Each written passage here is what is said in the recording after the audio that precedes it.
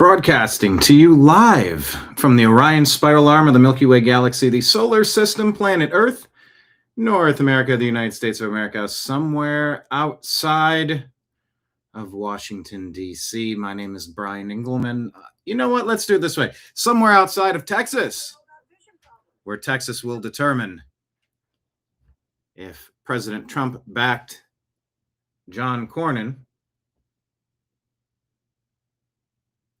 President Trump-backed Ken Paxton will defeat RINO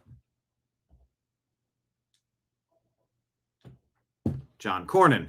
My name is Brian Engelman. Today is Tuesday, May 26, 2026, and this right here, the thing that you're watching, it's called the TNAM Daily Show. There it is, big on the screen, TNAM, the new American media, because the old American media has failed. TNAM, because the news always matters. Yes, it does. Feel like we haven't done a show in forever. How was your Memorial Day weekend? 3-day weekend, 4-day work week. Tell me in the comments how you fared, how things are going. Everybody, make sure you hit the thumbs up button. Hit like, hit subscribe, share the show. We're going to talk about Texas and the rest. So buckle up, buttercups. The TNAM Daily Show starts now.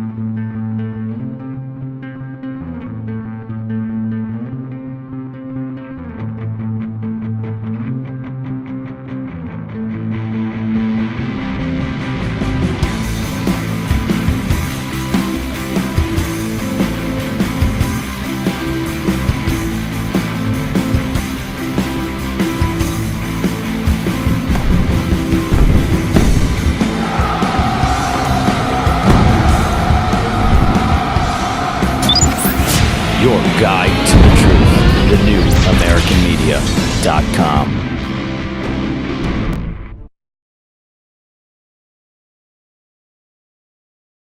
Hello, everybody. You caught me. Long weekend. Whew. You don't really catch me outside of my headquarters very often. Had to get that coffee. Had to brew some coffee. Thank you all for being here. How was your weekend? Dina found out that we live in a black hole. How did you figure this out?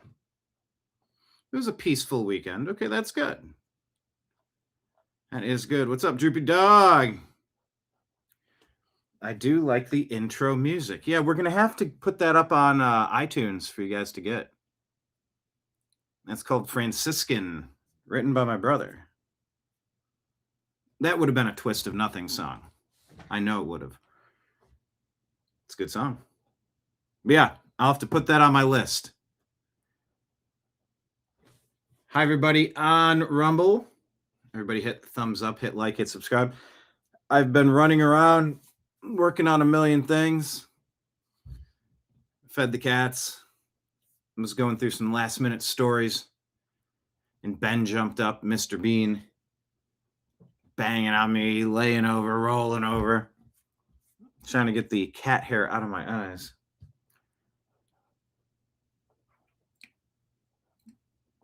Yeah, it was a good Memorial Day weekend. It was regenerative, if that's a good way to say it. All right. Let's go ahead and jump to our stack of stories. Oh, we got an awful one first. Dina fed my feral cats just now. That's good. Have you done TNR, Trap Neuter Return? That's how I got Ben and Nimbus. Los Angeles Gatos.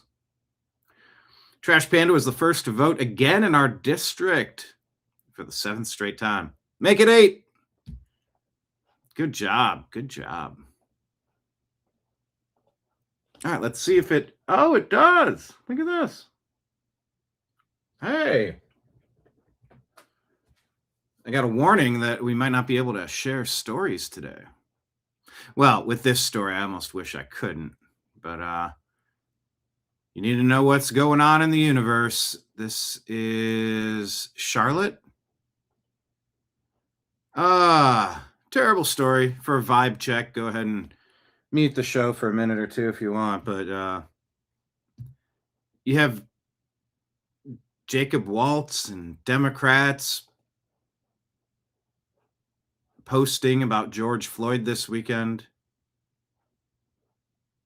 trying to refocus on their laser beam narrative of division and hate and misconstruing stories. Some stories get 24/7 coverage and others get ignored. This one here, well, this is one that has been ignored by and large. Isabella Stroop. Say her name, Irina Zarutska. Isabella Stroop. Isabella Stroop, who CMPD says was raped, tortured, and murdered inside this East Charlotte apartment. You know, she was 19, and she just appeared in her picture so vulnerable. 24-year-old Tomas Hamilton has been charged with first-degree murder and first-degree forcible rape in connection to Isabella's death. Court records say last Friday morning, Hamilton called 911 from this QT near his East Charlotte apartment. He reported that Isabella, the woman he says he was dating, had a heart attack during sex and stopped breathing. Officers found her tied up in a bedroom. The medical examiner later finding that Isabella had several broken bones and stab wounds. Documents say detectives learned she had been tortured over several months. They say she would have been physically incapable of providing sexual consent, hence the rape charge. What I suspect is that he isolated her from her family and friends, more than likely, and that is one of the first tactics that abusers do. Now, B. Cote's nonprofit Impact Plus actually has a different approach to domestic violence prevention. They actually work with the abuser, counseling them on their choices and how they justify committing domestic violence.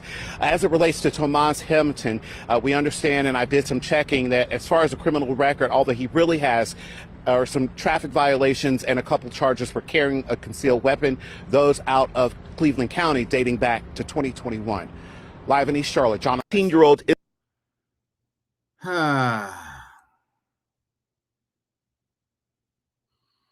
Months, says Matt Van Swole. She was alive in there for months. Say her name, Isabella Stroop.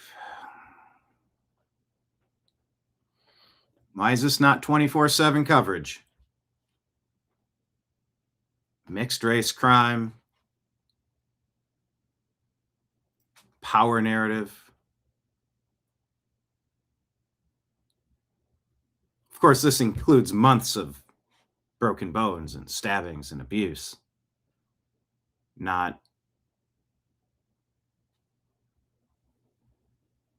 what we watched on that extended video.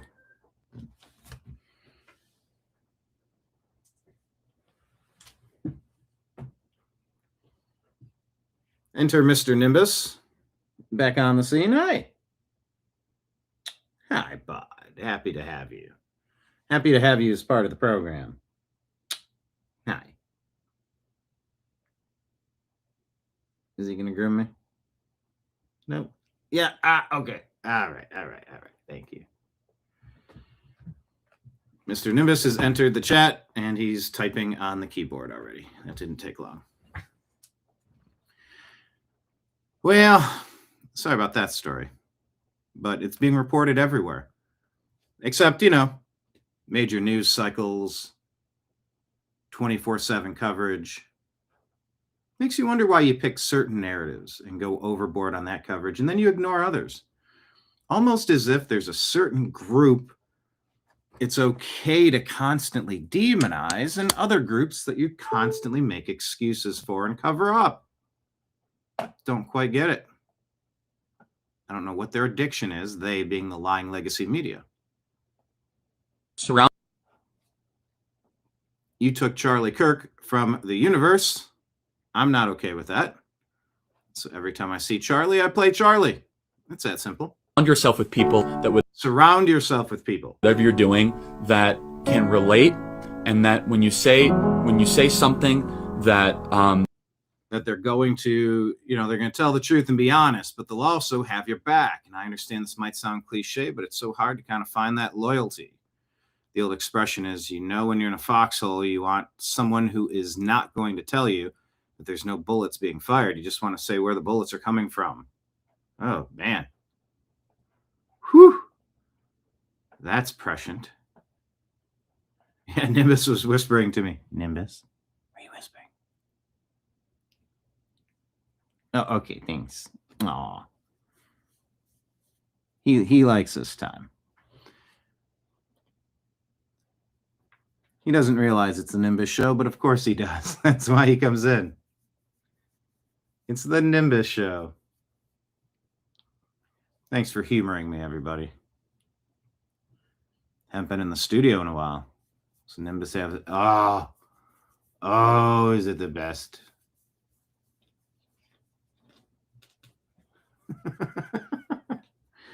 Welcome back to Nimbus Grooming Time. I'm Brian Fellows. Yeah, Brian Fellows is the name of a character on Saturday Night Live. All right, what's this? No. Let's not sit on the keyboard, okay?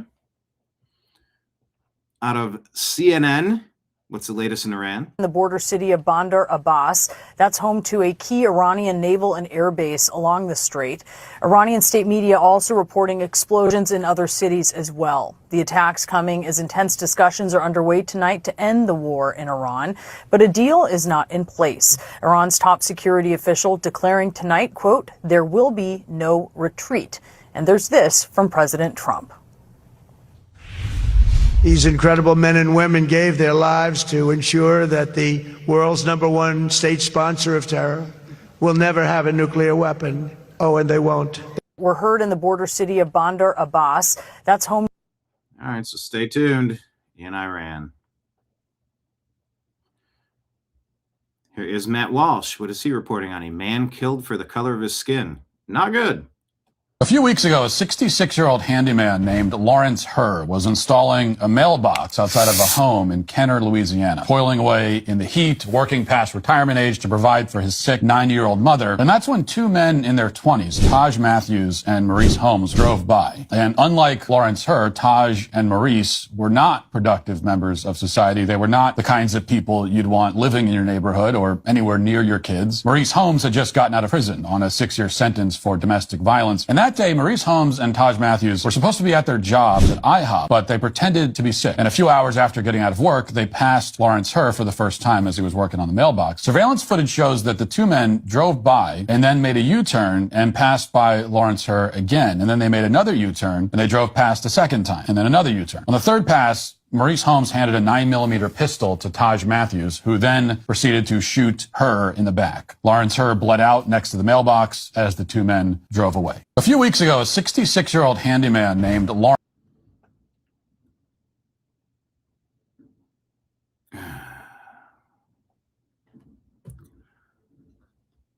Is this getting wall-to-wall coverage? Is Tim Waltz dancing in honor of this fallen American? No fault of his own. Maybe unlike some other situations where he could clearly place a lot of fault in life choices. Not hearing this story very much, are you? Lawrence Herr. Despite the fact that, as Cap points out, Joe Biden told us that white supremacy was the greatest threat to Americans. For no reason. Trash Panda says all day tomorrow. TFR, temporary flight restrictions over a large area of Martha's Vineyard. Something is in the works. Dina, in the Belgian port, NATO strap magnetic bombs. Liberia, Baltic Sea, Russian port. Divers found them. Headed to Turkey, loaded with liquefied gas. Wow. They won't be making that mistake again, will they? Will they? I suppose not.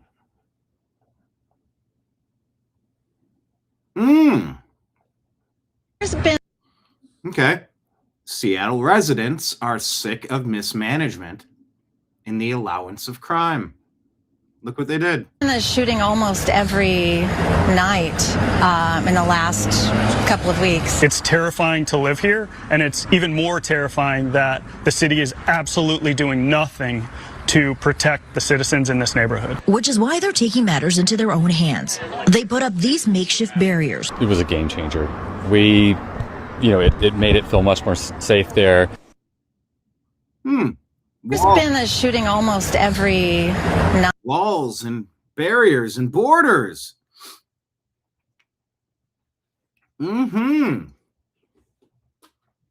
Wow. How is it that walls and borders and barriers actually work? Well, because common sense. Of course. Because common sense, of course. Nimbus, you gonna lay down here? Good. And Nimbus is settling in for his... Oh, there he goes. You can't see it, but he's pawing at me. He's on the VA of Cavaliers. Can I lift my shirt? Gotta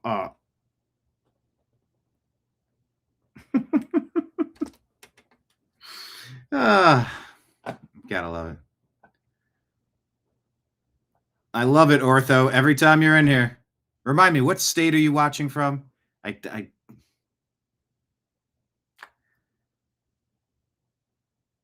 don't think you're Michigan. I don't remember. Texas? You could post this every show and it's just as prescient, just as relevant. Never leave your cave without your club. I had that thought this weekend, actually. You've drilled that into my skull. Never leave your cave without your club. Exactly, Dina. Even heaven has pearly gates. Okay, I was right with Texas. Okay. I did guess Texas. I did guess correctly. But I didn't know it. I was on a game show. Oh, yeah. Back in the day, I was on a game show. And we had practice rounds. And like if this were the game show, be guessing. Yes, Dina's Michigan. Did you bring Ortho in? Maybe that's why I instantly connected with Michigan, but I knew that wasn't right. It is Texas. So on the game show, we played a couple practice rounds and be like, oh, Ortho, what state is he in? Let me try to remember. Let me make an educated guess. Texas? And the production team, the producer rather, came over and goes, no. You got to answer it like you know it. So the difference between Texas or Texas? Is it Texas? Versus Texas. Answer it with authority. That makes for better TV. So I had to do it that way. Okay, you brought each other in, and she did. Okay, that's perfect. Awesome. Everybody, all right, that's a reminder. I forgot to do this at the top of the show. Everybody, please invite your smart friends in. Share this show. Text it to a friend. And a reminder that with only 5 days left in this month, a reminder at the bottom of the screen, there are a couple of ways that you can support this program. Patreon, the New American Media, for like $5 or $10 a month, you can subscribe and become a monthly sponsor to the show. You can subscribe to the New American Media on Rumble and YouTube. Same deal, 5, 10, 15, whatever's most comfortable for you. You can sign up for. become a subscriber. You can drop an individual Rumble rant or super chat tip into my tip jar back here. I don't know how to, there we go, like that in my tip jar. Rumble rant tip, super chat tip. And if you want to send it the conventional ways, PayPal is fuzzinstallment@yahoo.com. Venmo and Cash App is my name, Brian Engelman. It's all scrolling at the bottom of the screen, spelled out for your pausability. Nimbus has P-A-W-S, and you have P-A-U-S. Pausability. But yeah, let's invite more of our smart friends into the program. Hello, Northern David.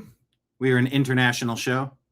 We're not internationally known, but I'm known to rock a microphone because I get stupid. I mean outrageous. Stay away from me if it's contagious. Rest in peace to Rob Bass, who passed away. It takes two to make a thing go right. Remember that song? My aunt was on The Price is Right back in 1978. That's awesome. Price is Wrong. Bob Barker and Happy Gilmore. Anyway, Seattle discovers that borders and barriers work. Bravo. Spencer Pratt. Next week is the mayor's race. Everybody tell your friends in California and in Los Angeles specifically, vote Spencer Pratt. Woo! The Karen is panicking. Karen Basura sent a panicked email to her dwindling supporters invoking my name to beg for money as her internal polling sent shockwaves through her campaign. Yeah. If they can't cheat, there should be a blowout. Showing that I'm her number one threat. Some polls already have me ahead of her. So what does she do? She throws all the spaghetti at the wall to see what sticks, including this impotent attempt to scaremonger, saying that Pratt will work with the president. Yeah, it's the president. You'd have to be a moron to not work with the most powerful person on earth. I don't care if it's President Trump, President Vance, or President Newsom. LA can't have a mayor holding the city hostage out of spite. Yep, there you go. How much of the Democrat Party platform is basically based on spite? Basically little more than thinly veiled spite. Spite, spite, spite, spite, spite. Attacking DC for petty political BS like Karen has been doing for over a year. I love the nickname Karen Basura because she allows trash everywhere. Anybody with an ounce of dignity and respect, the very first thing I did when I moved into my neighborhood in Los Angeles, and I'll mention Los Angeles coming up for another reason, another Spencer Pratt video, cleaning up the graffiti. We had common areas where we had laundry lines in between our condo buildings next to the laundry rooms. People were dumping mattresses and trash and bulky items. I said, no, hold on. I'm running the grounds committee. We're going to work with 311 with the city. Anything we can't, and I'm working with our landscaper. They're on the scene, and I'm working with our maintenance team. So our maintenance team will identify to our landscaping team every time that there's bulky items that need to be picked up. They're going to be instructed to take those items out to the curb and to call a report for 311 so that it's picked up as quick as possible.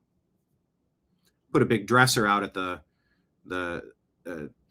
sidewalk, the tree lawn area, and you know what you're going to have. It'll get spray painted, gang graffiti. That's the other thing we started cleaning up everywhere. Tagging buildings. Oh, no. We're going to paint over them. Well, we don't know. We can't exactly match the paint. I'd rather have a rectangle. I would rather have that wall completely repainted than put up with a single day of looking at somebody putting their gang shit graffiti all over our buildings like they own us. They do not own us. That is the 5 a.m. and ongoing call to prayer, dominating over a city, saying we've claimed you, we've conquered you. Gang graffiti says this is my neighborhood. No MFer. This is our neighborhood, and we don't put up with that shit here. Capiche? So for Spencer Pratt to nickname Karen Bass, Karen Basura, it's pretty great. I love it. Basura means trash in Spanish. He'll work with the president. How is that a diss? To make it even more pathetic, as the feckless hypocrite Karen is, what is she doing this week? Flying to D.C. to work with the president. Why? Such a weird little muppet. Because in the 14 months since she let the Palisades burn to the ground, they haven't done anything. President Trump came into that meeting. He's like, go, build, issue the permits, go. What are you doing? Go. Hurry up, build, rebuild. Family, how many families, neighborhoods are destroyed? Go, rebuild. Karen Bass, let's slow down. No. Ooh, Ortho says make tagging gang graffiti a state jail felony. Dina says in LA, California, I believe they have unlimited water. Water to water, a tank of explosive fluid. A tank on the verge of exploding, lots of water. Where did the water come from? Yeah, there is a story that I shared over the weekend. Even if we're not doing our live shows, we're sharing content on Instagram, on X, on Facebook. Make sure you're following the New American Media, the Agree to Disagree Show private group, TNAM's The Agree to Disagree Show on Facebook, Instagram, the New American Media, X at American_media_. Follow us in all the places because we share news in between our live shows. But our Instagram feed refreshes every 24 hours. Yeah, the difference between a builder and a professional politician that loves spending more time in Cuba and in, where was she at? Ghana? Was she in Ghana? I think she was in, was she in Ghana? Congo? Ghana? the only ones to provide any kind of support and recovery has been the federal government. President Biden paid for 100% of the firefight. The president paid for 100% of the cleanup with the Army Corps of Engineers. Do you say President Biden? In over a year since the fire, Karen Basura has done. Basura. Karen Trash. Look at the city of LA. For the love of God, clean up the junk. I think I need to wash my hands. I'm allergic to cats, by the way. That's the fun part of this story that I don't mention very often. Power wash the sidewalks. Clean up the filth. Clean up the graffiti. Or you don't have respect for the people you're allegedly representing. Because maybe you were actually installed. Done not a thing except make our lives hell with burdensome regulations and using her expensive lawyers to intimidate firefighters who blew the whistle on her failures. So now, after a full year of mindless sparring with the president, all of a sudden, she's grabbing a pair of Gavin Newsom's signature knee pads and she's crawling to beg the president for money to try and score some political brownie points as the election nears and her campaign is spiraling. Just this week, her second communications director in 4 months has abandoned the sinking Karen ship. Ooh. And we haven't once thought about Karen Bass as a Karen. But she might be toward the top of the ultimate Karens. Not just the people that don't do their job, but they complain about people that want to do their job, and they get in the way of people wanting to do the job that's needed. Cleaning, fixing, rebuilding. If you haven't watched Adam Carolla's podcast, you should do so. It's a good podcast. He'll do long form interviews, comedians and authors and podcasters, just interesting people. But he'll usually do about 30 minutes on the news. But he also had most of his most of his neighborhood. He's like, my neighbor here, there, they all burned down. Mine didn't. I don't know why. I don't think Adam Carolla is the type to have survivor's guilt. He's too pragmatic to deal in such things. Nimbus, do you want to come back up? Nimbus, want to come back up? Come on.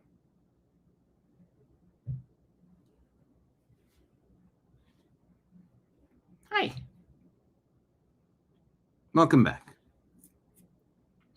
Adam does a rebuilding blog, like a Malibu blog, because Adam is a builder like Trump. Hi, guy.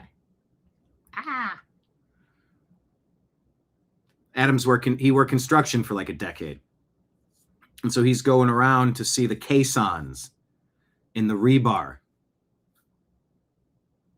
And these monstrous new regulations that are needed to rebuild in the area that was doing totally fine with pile-drived telephone poles. Big wooden posts. Those were the support beams into the sand. And it held since they were built in the 30s, 40s, 50s. And if it wasn't for fire, these homes would still be standing. But now to rebuild to the current standards, for a modestly sized house, I think they're saying it's going to be $2.5 million in concrete caissons going down 6 stories into the earth. Completely overkill, completely unnecessary. Kind of like how Nimbus nuzzling my computer screen is making it shake. You can see his ear a little bit. Where's that? The green screen makes it tough to see. Anyway, I hope Spencer Pratt crushes her. If he can defeat the cheating, he should be the shoo-in. Yeah, because nobody can sell what Karen Basura is offering to LA. No, you can't sell what she's offering. Look at me. I'm in Africa when I should be overseeing the most powder keg moment in recent California history. And I do want to double check if that audio I heard of a phone call of her that made it sort of seem like she knew something was coming. And now you know that this wasn't accidental. This was an intentional fire. I have strong suspicions. We've all seen your work, Karen. Nobody's excited for 4 more years of basura. Our campaign, on the other hand, is getting flooded with people both behind the scenes and publicly eager to support us, volunteer, raise money, and work to save the city. So why is Karen losing staff while I am gaining an army? Because people like winners, folks, and nobody likes a loser. Her staff will continue to drop like flies. The bug is afraid, folks. It's afraid! The bug is afraid. Super Troopers reference? We are winning. Join the Pratt Army. Skip a latte or a smoothie today and kick us $5 at mayorpratt.com and get in the fight. It's the battle for Los Angeles, baby, and I'm ready. Just clean it up, fix it up, kick out Bass Trash. I'm so in. I wish I still lived there to vote, but then I said, wait a minute. It's Los Angeles. I should be able to vote regardless. 9/11. I'm sure I could request a mail-in ballot. Surely I could. Oh, Mr. Nimbus. Hi. He's being extra sweet today. But he's like that Tootsie Roll owl pop. Tootsie Roll pop owl. How many licks does it take to get to the center of a Tootsie Roll Tootsie Pop? 1, 2, 3. David from Canada, I can see it's a very corrupt Los Angeles government and the whole state is awash in corruption. Oh, it is. Free Reign Mom put this out. I don't know where this is from, but how many of you can relate to this little clip? 11. Inside job. Here, let me just rewind it. It cuts it quickly to, she goes, 9/11. 9/11. Inside job. Moon landing. Fake as fuck. The pandemic. It's flu repackaged. Chemtrails. Legit. Depopulation. Yes, true. Climate change. Nonsense. Is there any conspiracy you don't Is believe? there any propaganda you don't believe? 9/11. Ah. Is there any conspiracy you don't believe? Is there any propaganda you don't believe?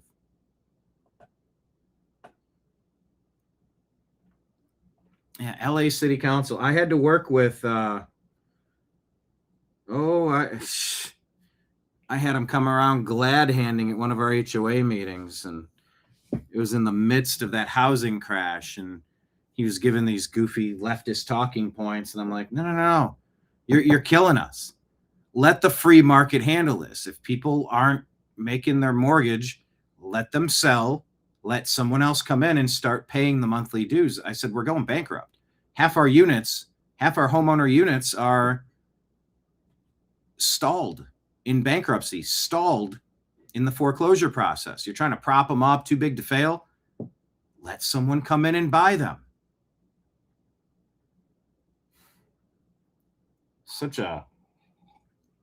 But yeah, we worked with local officials and we worked with senior lead officers, gang squads, vice squads, private security, maintenance, landscape. I mean, we so many vendors. Brings me back. All right, I keep seeing, and I don't know if this is true.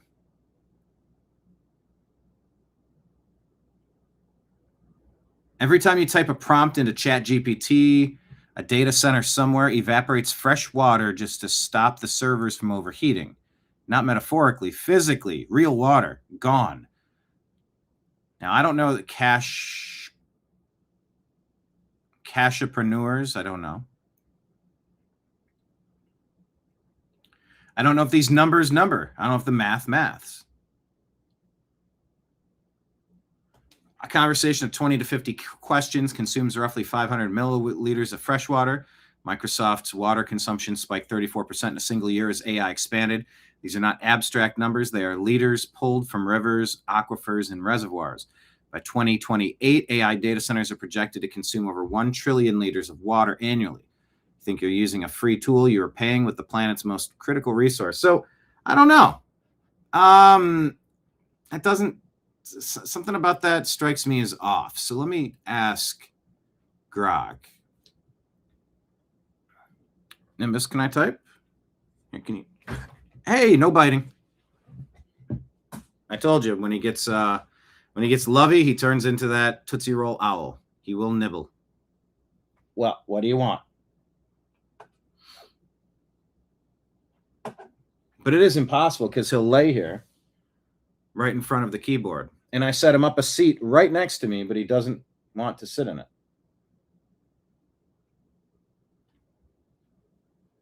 Nimbus, would you sit up here if I moved this? Here, let's call an audible, everybody. Let me see what I can do.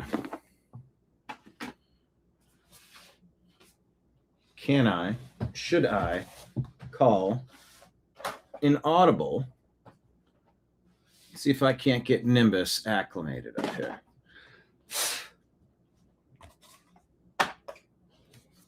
Yeah, let's give it a shot.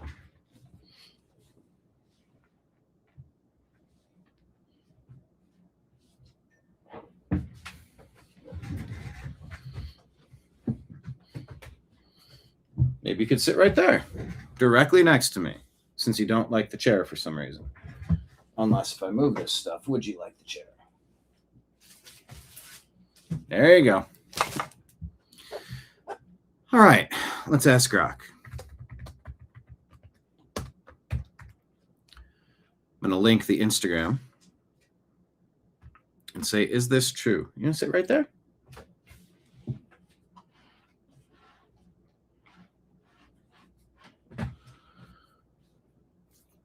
Okay, yes, the Instagram post is mostly true. The core facts check out, though the 1 trillion liters is a rounded high-end projection for the broader industry, often focused on global or US AI data center growth by 28. Microsoft water use jumped 34% accurate. In 22, they used 6.4 million cubic meters, 1.7 billion gallons of water, 34% increase from 2021, and that's only going more now. Data centers use evaporative cooling, correct. Most large facilities, especially for high heat AI workloads, use water and cooling towers. Warm water absorbs heat from servers, then evaporates to cool the steam. This consumes the water. It's lost to the atmosphere as vapor, not returned locally. Okay. Here's the thing. Why in the actual fork are these facilities not recapturing the water that goes up as steam, and then it hits the dome, and then it goes down the side of the steam like the distillation process? Why aren't we keeping that water? Why aren't we keeping and cycling the same amount of water?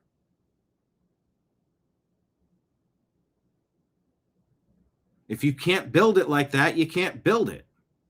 Now, maybe you're saying, you sound like Karen Bass. Well, if you can't do 6-story deep caissons and a 10-time overkill rebar system with 46 full loads of concrete to pour this, well, then, you sound just like her. No. These things are massive problem. A house pile driven with wood poles that was perfectly fine for 70 years, would have been fine for 170 years. That's not a problem to the neighbors. If you're consuming resources like that, you are a problem to the neighbors. Why aren't we recapturing and reusing this water? Also, the water that leaves, are there any contaminants?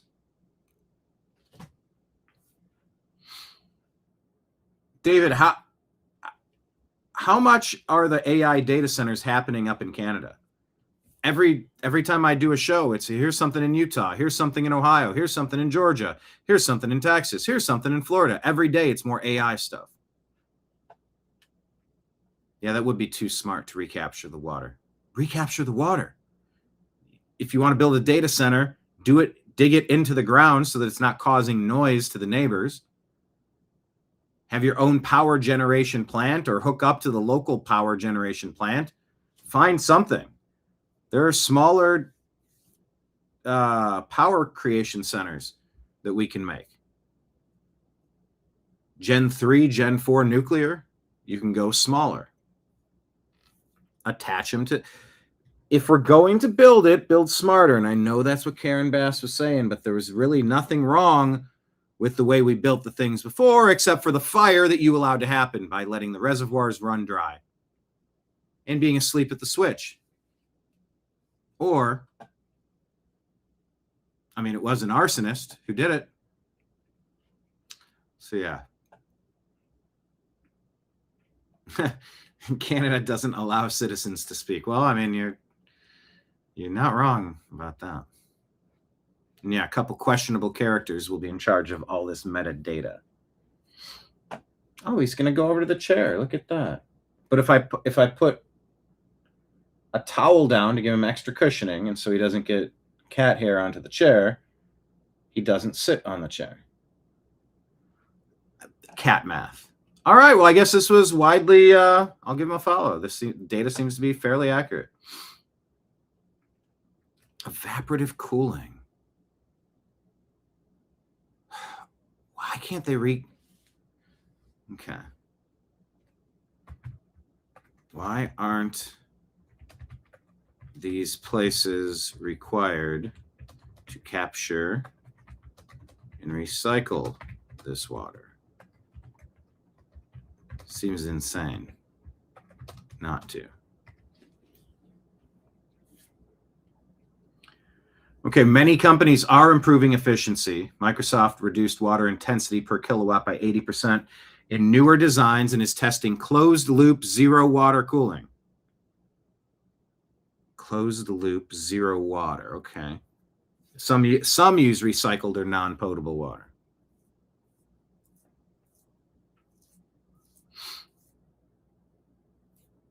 Individual queries use tiny amounts, like 0.5 liter per 100-word ChatGPT prompt, but billions of daily interactions, plus training and inference, add up fast.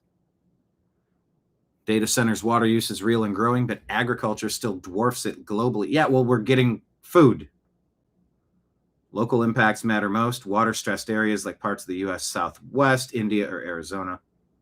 That's it, Southwest. Energy use is often an even bigger concern than direct water. So this post is a solid summary for awareness, not exaggerated hype.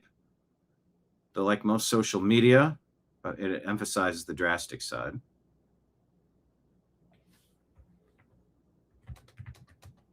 (100-character) summary proving these facts as mainly correct.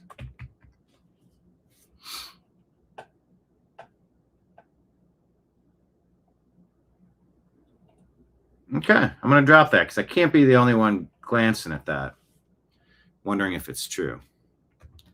Per Grok.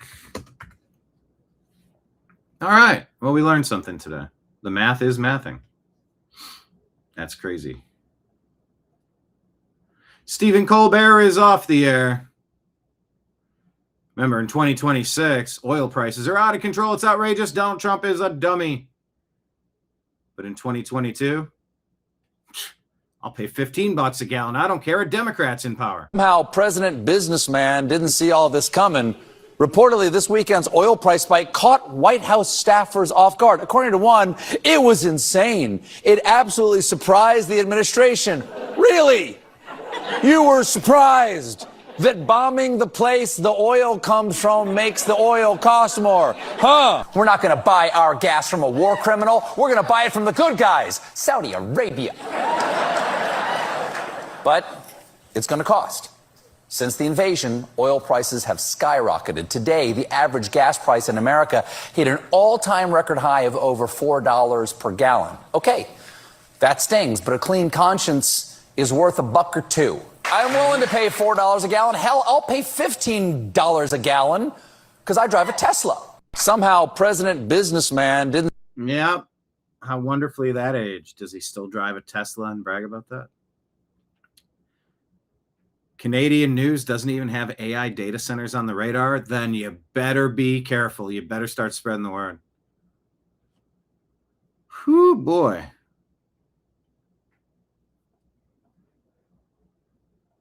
Yeah, it's one of the biggest stories of the year.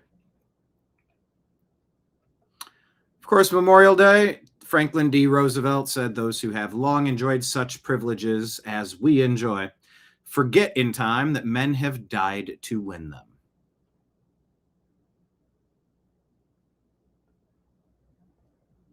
Memorial Day.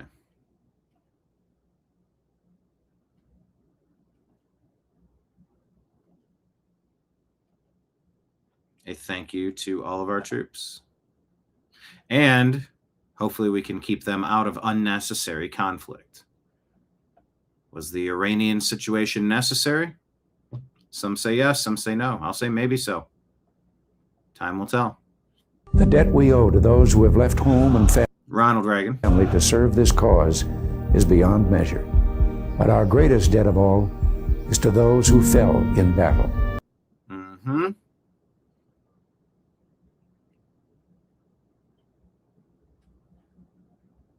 Yeah.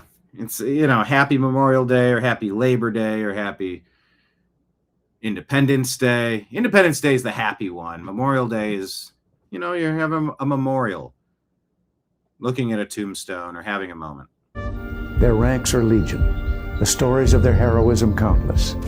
Many of them lie beneath the soil of distant lands, and many here at home. Their final bivouac may be a well-kept cemetery or an unknown, unmarked field or lane or shore, but glory guards each one well. Something about the way that Reagan's writers put these speeches together. It just gave you some sort of hope. Biden, Obama was just this constant stream of negativity, division, and hatred. Sounds like you're describing Trump. No, Trump wants a great country, and he's sick of the shit, just like Spencer Pratt. He looks around and he's like, what's wrong with you people? You Democrats are destroying everything you touch. Everything you touch turns to shit.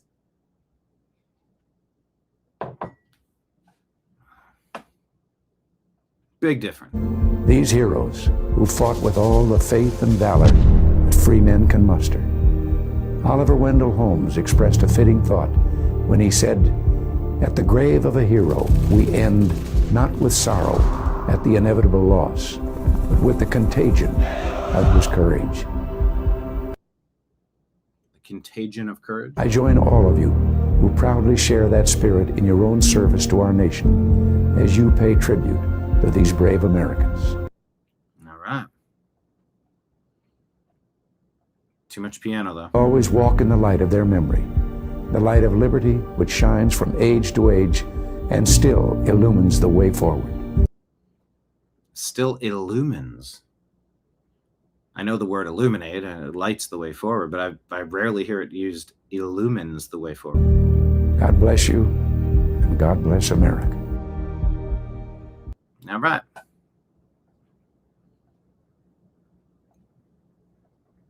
Now, here's a story that they're not telling us which company this is.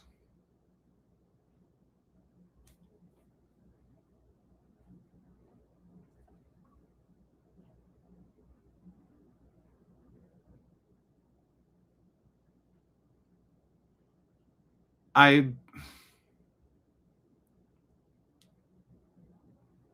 don't know what I'm watching here. What company is this? I'm going to ask Grok while I play you this clip. We got rid of our HR team. CEO gets rid of their HR team. I want to look this up. Why? We had an HR team, right? And that HR team was creating problems that didn't exist. And those problems disappeared when I let them go.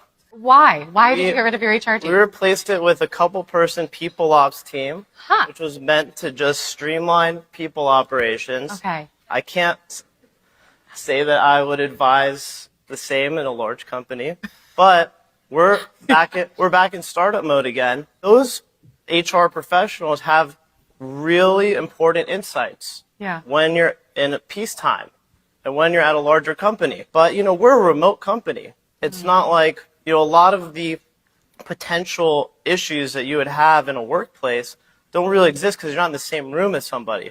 We got rid of. Now, is this clip of those people from that company? I don't know how this is put together. Gen Z boss and a mini. Gen Z boss and a mini. EV cheese and a bomb. EV cheese and a ball. 5'3" and an attitude. 5'3" and an attitude. Secret product in a trench. Hey, we're going to need you to come in and talk to HR for a minute. Then when you get to HR. Secret product in a trench. New friend green and a sneaky link. New friend green and a sneaky link. Fake 10 hands in a hoop. Fake 10 hands in a hoop.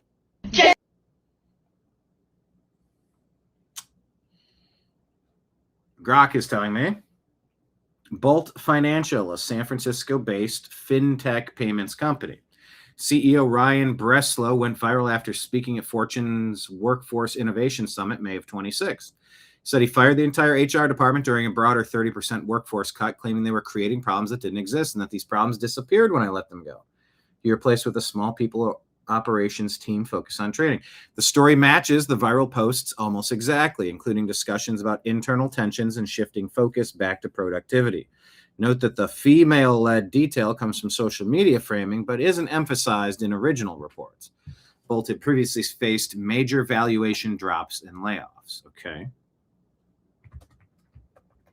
Is the third clip from the HR team at that company. If that's just tacked on for context, no. Unrelated old footage, typically a fun, cringy dance marketing video from a woman's skincare cosmetics company in Australia. Okay, so as I suspected, something with this. But the story appears to Bolt's actual HR department was let go quietly as part of the 30% layoffs. No public video of them reacting, dancing, or speaking out. Okay, so now we know. True story, unrelated dancing.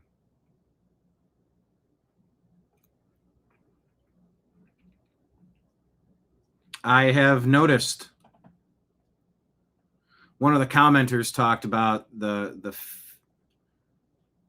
what do they say? Female-led HR departments normally hate male employees and try to give them hard times and hostility.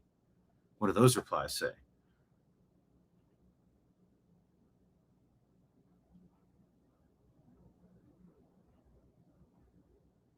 Some agreeing, some disagreeing.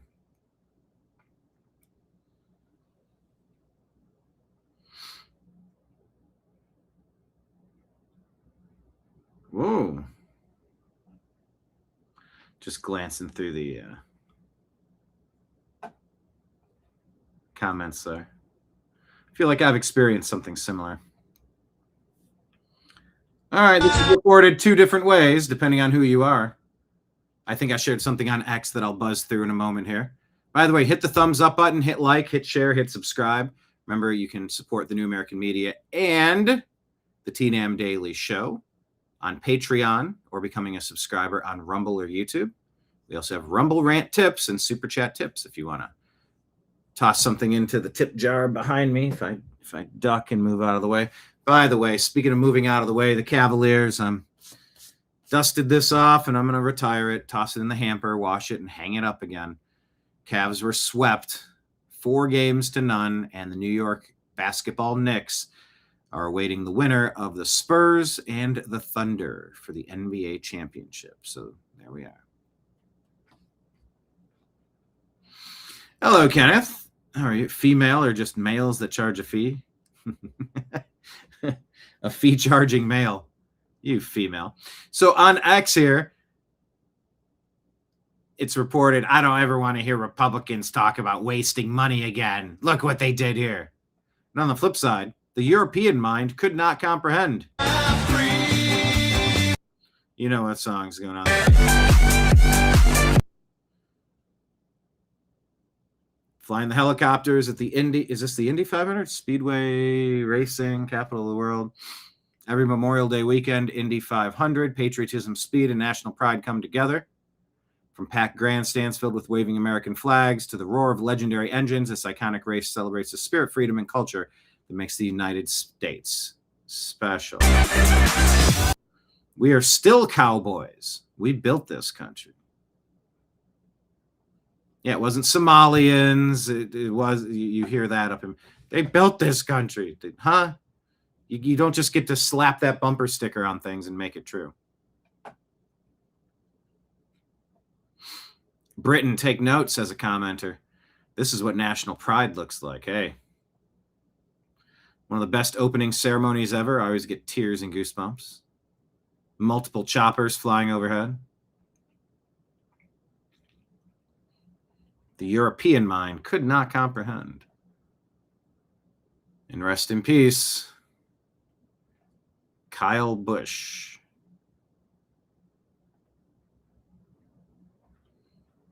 Here's a reminder that the climate change hoax vanished the moment the companies needed data centers. So I guess now we're just going to use all energy everywhere. Yeah, we noticed.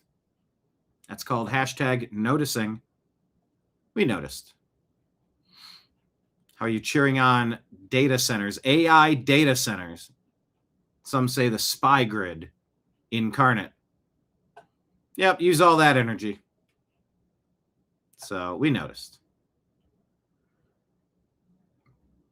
Spencer Pratt noticed this problem.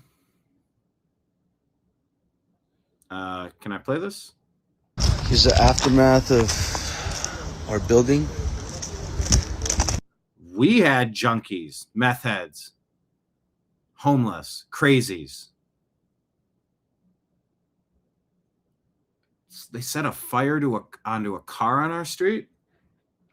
Set a fire in between two buildings. Meth heads are like addicted to fire or something. It's the backside where the homeless encampment resided. Yep, homeless encampments are major causes of fires and disease and crime. Clean them up. If you're mentally ill, go to a facility. If you're a junkie, go to a facility. Here is, you can see a lot of their belongings. Old bicycles, their pants. They got this little fire pit right here where they would melt the fucking wire. This is what's left of their tent. Melting wires. Yeah, they'll go in and rip all the copper wires out and try to melt them down and get a couple of bucks. Destroying infrastructure for their next high.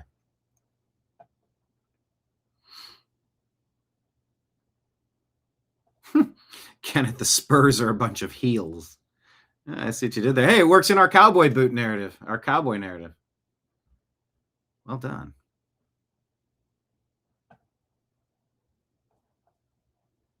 Is it right behind our business? You can see the inside of the business right there. Right next to this railroad tracks. Pick it up. Another Spencer Pratt video. I love it so much. Where is that video? Well, I'll just play it from where it is, but I liked this one too.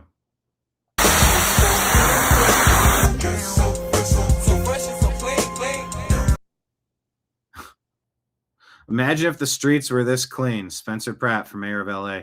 They got a stencil and they use a pressure washer. Look at how vile everything is. Nothing ever gets cleaned. 2 or 3 years ago, I power washed the driveway. Oh man, did I do it again? And oh man, did it need it.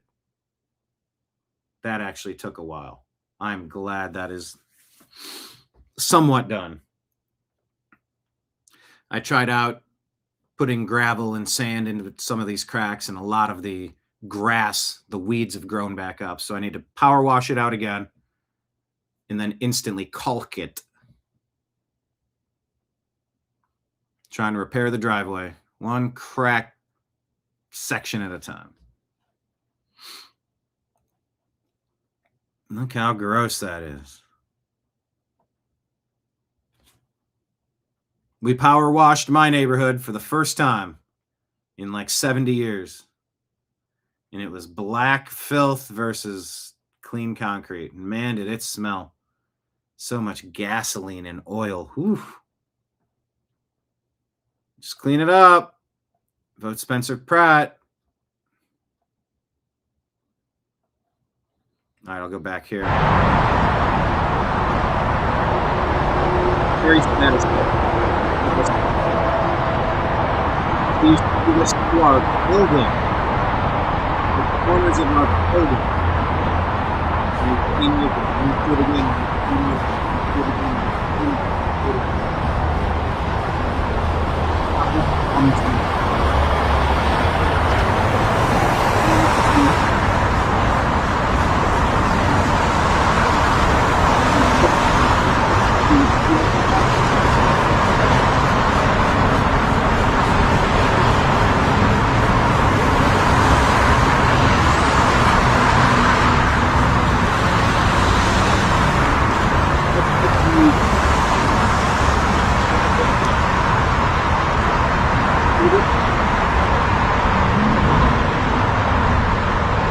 That is what the city could do. Doesn't need to be just, it's the broken window theory of Rudy Jr. Hey, let's check in with this destruction of Los Angeles account. Here's a transient stabbing on the D line, the new beautiful line connecting downtown to Beverly Hills. Victim is in critical condition and the suspect is still on the loose.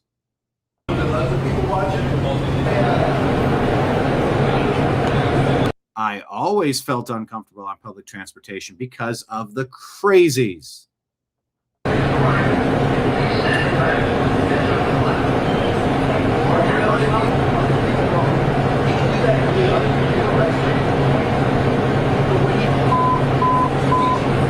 They just opened it up. They said it only took 3 weeks till there was an attempted murder.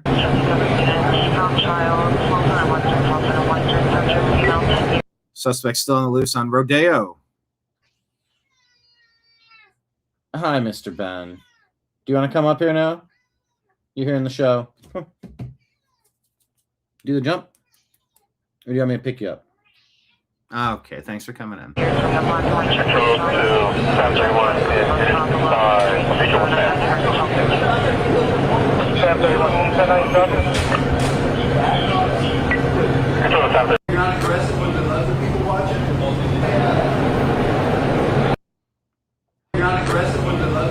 So yeah, clean up Los Angeles, please. I have a soft spot.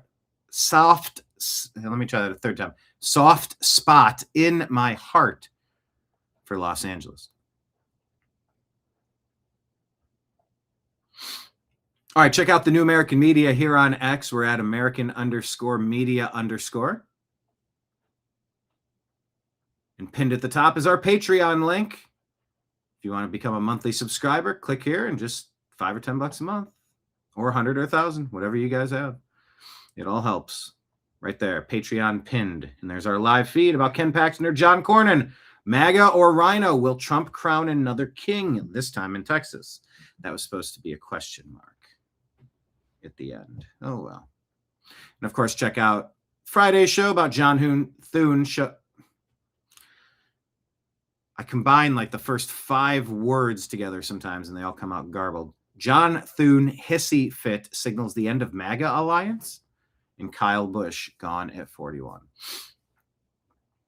I didn't really get to the John Thune hissy fit story, which was essentially he didn't seem to like the fact that President Trump endorsed Ken Paxton over John Cornyn. And so he basically just kind of called, I don't know what the technical thing he did, but he just like, all right, let's just go home for a long weekend and let's not get any of our work done. Do you hear him? What is he asking for? Does he want dinner round 2, round 3, breakfast round 4?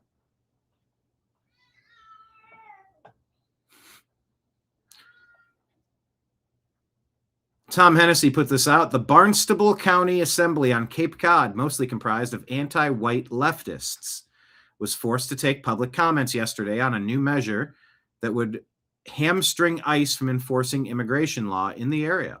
A local patriot managed to show up between work shifts and delivered this incredible speech. So tell me, is this something where you would agree or disagree? And would you please tell us your name and what community you're from? Yes, my name is Andrew DeRogers. I'm born and raised on Cape Cod. I appreciate that many people here have different points of view, and that's fine. Many of them are very well spoken. Many of them are polite. I'm not going to be. I am that taxpayer that several of the people who sat up here and spoke are talking about.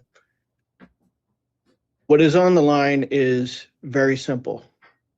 It is a declaration of your allegiance either to the American citizen, the legal tax-paying American citizen, or the chosen community of foreign nationals who have been trafficked into this country for purposes of census data, for purposes of seats, for purposes of power, and for purposes of taxes.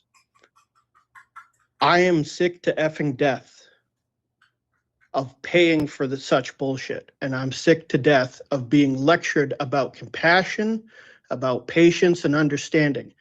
I have lived here all my life, and I have been required for all 40 years of that life to obey the law and follow the rules. There will be no Social Security check for me when I can't work anymore. I have never once received any of the benefits that have been spoken of here.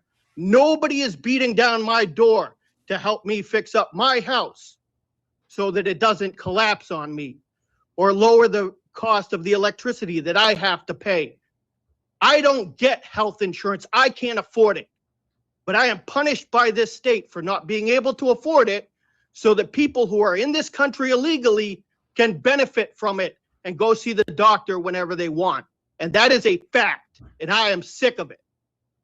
I am not an ununderstanding individual. I am not an uncompassionate individual, but my generosity has been abused, and I am sick of it. I am sick of being treated as an indentured servant to foreign nationals in my country and in my community, and I don't give a damn whose feelings that hurts. So you can either approve this measure and show legal, law-abiding, tax-paying citizens that they do not matter to you, or you can reject it and show them that you are listening. Those are the only two options. And for the record, I traveled abroad to a foreign nation, and you would not believe the amount of documentation I was required to have on me at all times and show whenever anybody asked. And you can bet your ass if I broke their laws, they would have nailed my ass to the wall. And I was very well behaved over there, and I was very respectful to the people because I was a guest in their country. I wasn't due anything. Thank you.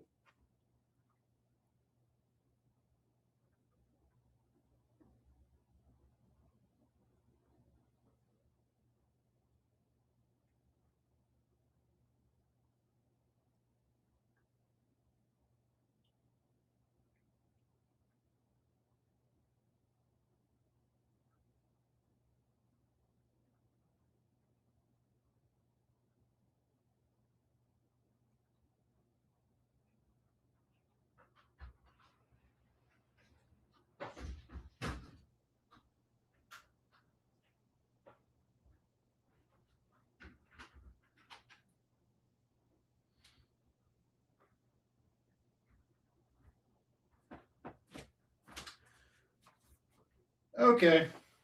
That was me feeding Ben. My show is at the mercy of the cats.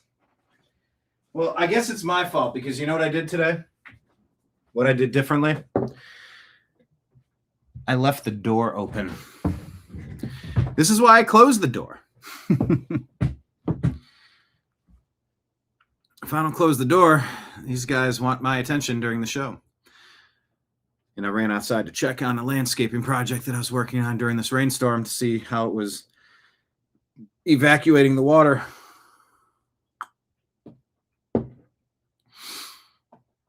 It's doing okay, which is good. One of the many projects I worked on this weekend. Were you Ben? Yeah, I was feeding Ben because Ben was making a bunch of noise. But yes, this dude just lays it all out there. He's sick of it. 777,000 views.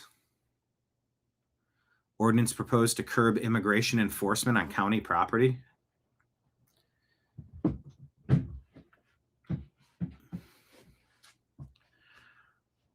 Okay. All right.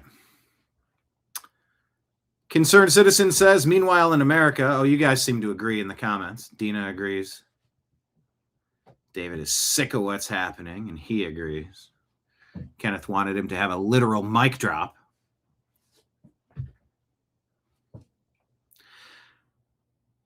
Dug a well. I was just thinking about, well, there's a couple things I could do. I could put in a French drain. My neighbor did that fairly successfully. Maybe I'll ask his assistance there, or I should have a rain catch barrel. I have one, but it's cracked at the bottom, so it's just leaking everything now. And the flex tape didn't seal it, like they said on their commercial. So I need to address that too. All right, well, anyway, meanwhile in America, after a World Economic Forum project sponsored by Bill Gates and company released hundreds of millions of genetically modified ticks, which when bitten by one causes a lifelong illness called alpha-gal, where you can't eat meat. Some people are fighting back by deploying guinea hens, which seek out and eat the ticks. Guinea hens. Can't believe I just wrote this, but here we are. Take a look. These are our tick hunters. We hear everybody talking about how bad ticks are this year. This is what you need. They literally love ticks. They go around looking for them and eating them. These are guinea hens. They're loud, but they're wonderful. We don't have ticks because of them. I might have ticks, like hearing them constantly making that noise, but I'd rather have them than ticks.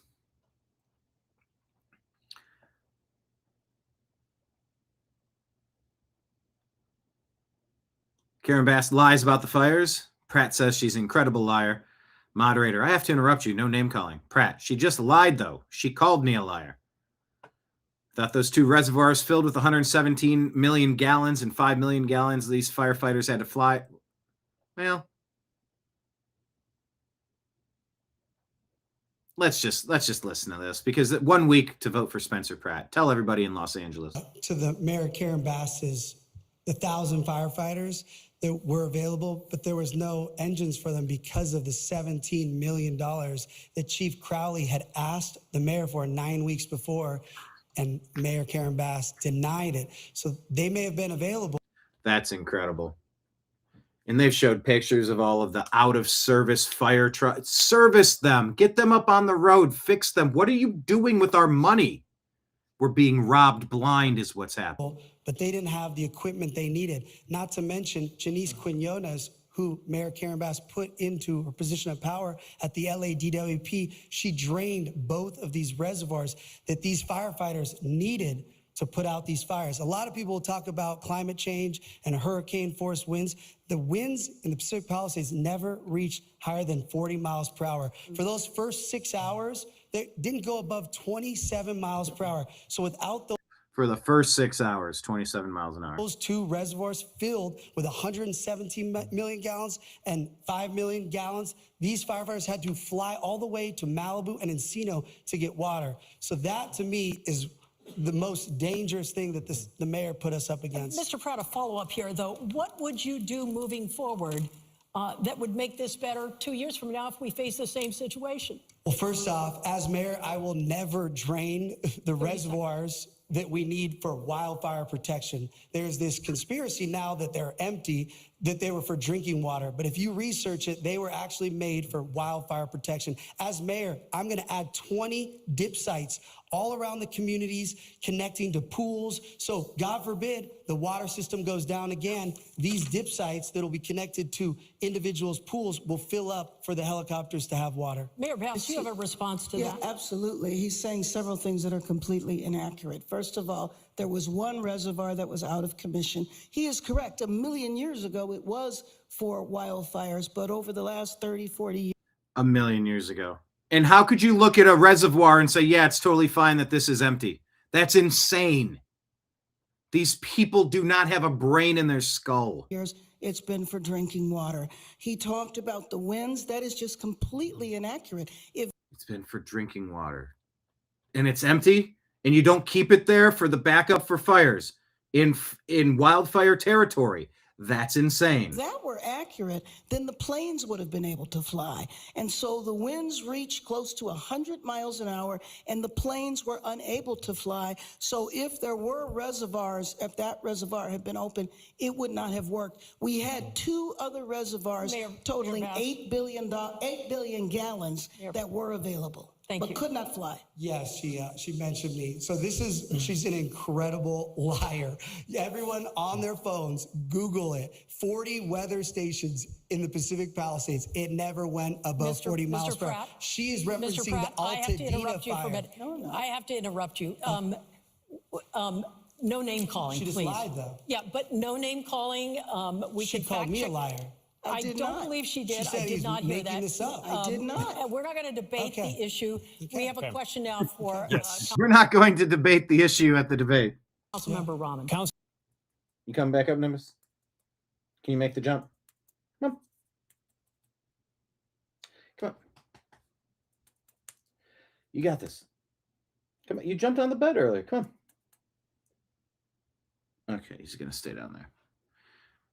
But he wants to put his whiskers onto my leg to let me know that he's right there. The Dixie Ticks. Karen Basura. Karen Ass. I am so eager to be let down by Los Angeles.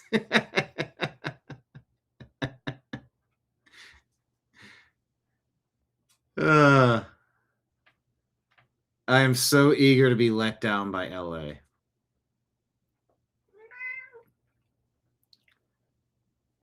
Yeah, I told you. Come on, jump up. There he goes. All right, then.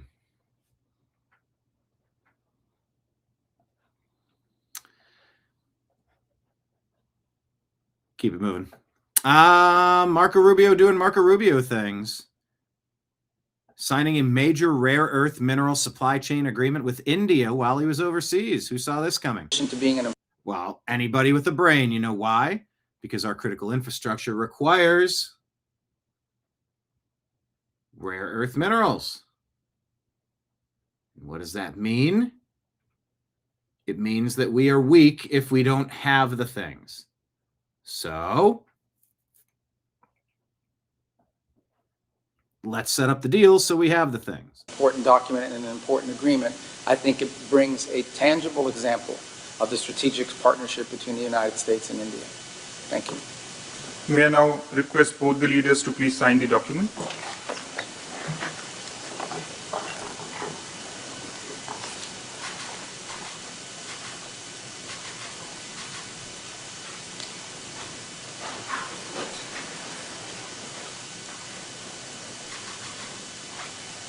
Anyway, they sign a document. Rubio's been crushing it on his international trip. Now he's headed back to the USA, says Eric Daughtry. Professor X says this graph is pretty wild. Liberals have a worldview that is absolutely untethered from reality, quite literally. Zarathustra put this, what is this survey? Who put this survey together? It doesn't say. Research Center, skeptic.com/research-center something. How many unarmed black men were killed by police in 2019? 50% of very liberal people. Let's full screen this for you.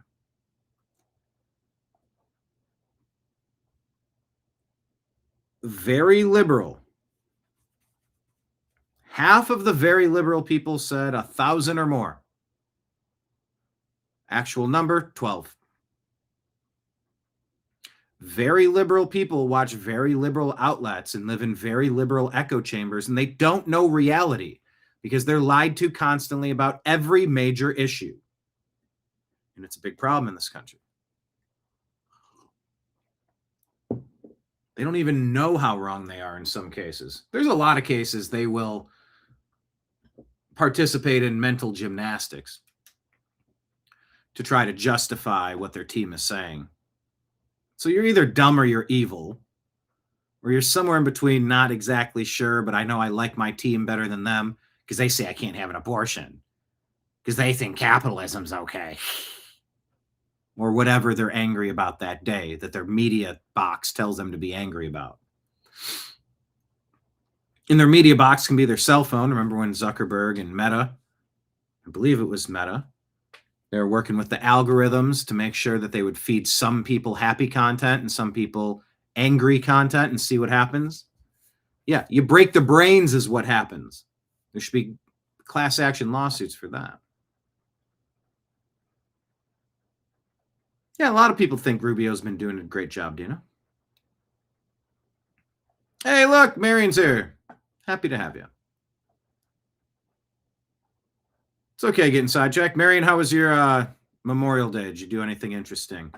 Botanical, what's up? Did you do anything out of the ordinary this Memorial Day weekend?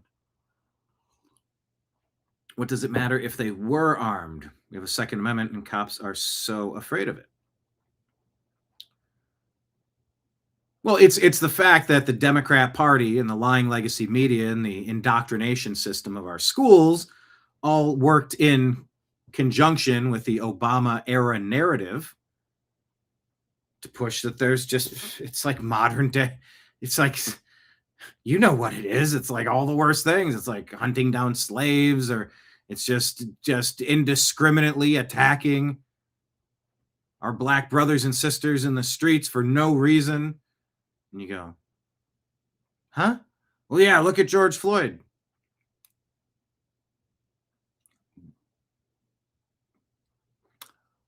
Well, yeah, see, Colin Kaepernick took a knee because what? Because things. Oh. Okay. But yeah, that was the narrative that was pushed. They loved using the unarmed part because then it's like, They had no reason to escalate to violence, as if an unarmed person couldn't end your life. Of course, we know that not to be true.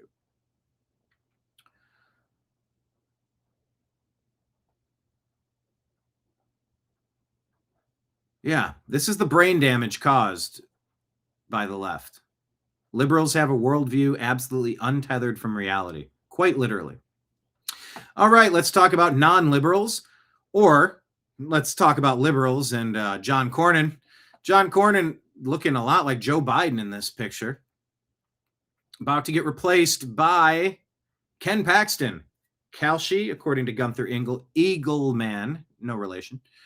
So they're saying about 95% chance, 19 out of 20 chances, Ken Paxton is going to win the GOP Senate runoff to go up against Tallarico, who should be super easy to beat.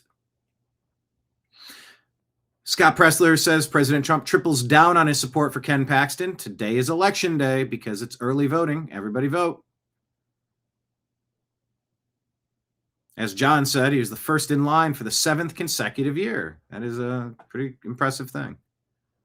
Early to bed, early to rise makes a man healthy, wealthy, and wise.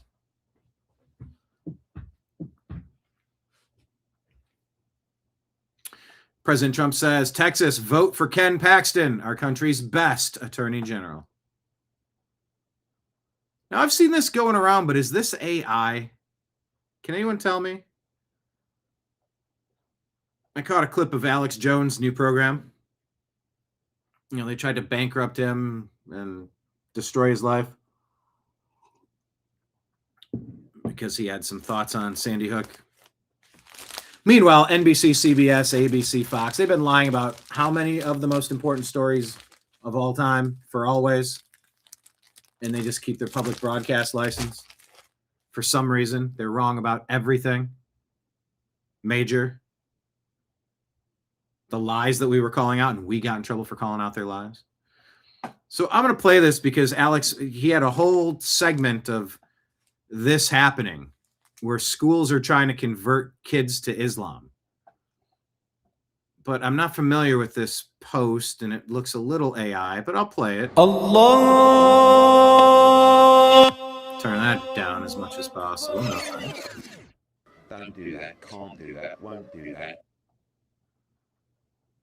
And it shows this kid is a boss.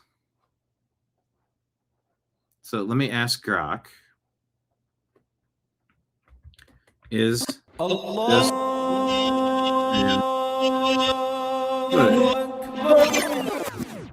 Don't do that, can't do that, won't do that. Let's see. Grok is thinking about my request.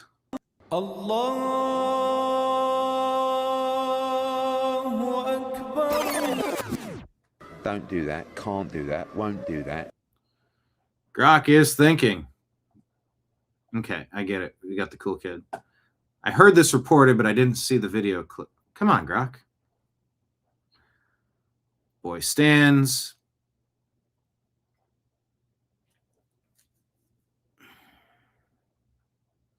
Yes, real footage with the minor meme edit added for the post. A group of young Beaver Scouts aged 6 to 8 on an educational visit to the Central Scotland Islamic Centre in Stirling, Scotland, part of the Scouts UK's Faith Activity Badge, which involves visiting different places of worship to learn about various faiths. The instructor demonstrates Islamic prayer positions. Most of the children follow along and prostrate and kneel on the prayer mats.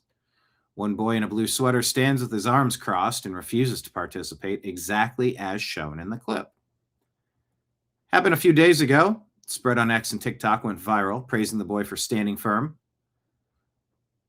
Others viewing it as normal cultural education with no coercion. No, there's coercion. Okay. But I guess there's a lot of these videos going on and being shared right now.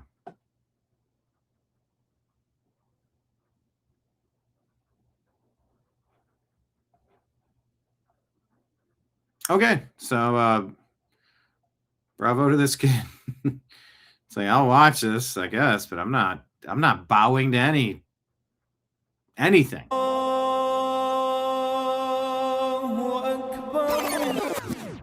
Don't do that. Can't do that.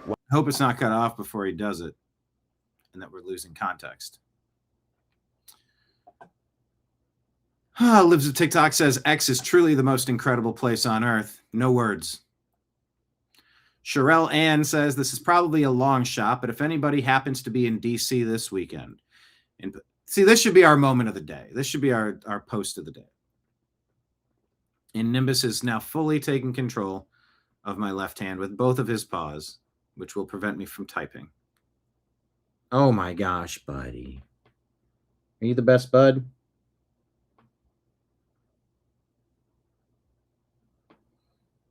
He might be the best bud. Sherelle says, this is probably a long shot, but if anyone happens to be in DC this weekend and plans on visiting Arlington, I would love to see a fresh photo of my husband's grave in Section 60. Alan W. Shaw, Section 60, grave 8451. 1st Cavalry, November 10 of 75, February 9 of 07. There's just something about knowing people still stop by, still say his name, and still remember. You know, that's kind of touching, heartfelt, and sweet. 4.5 million views. Tulsi Gabbard, Director of National Intelligence, will be stepping aside. As so many Trump appointees do, they jump in for a year, they serve, and they're like, I gotta get out of here. Elon's like, I'm done with Doge. If you could, go ahead and pass a law to stop the stealing of our money, that would be great.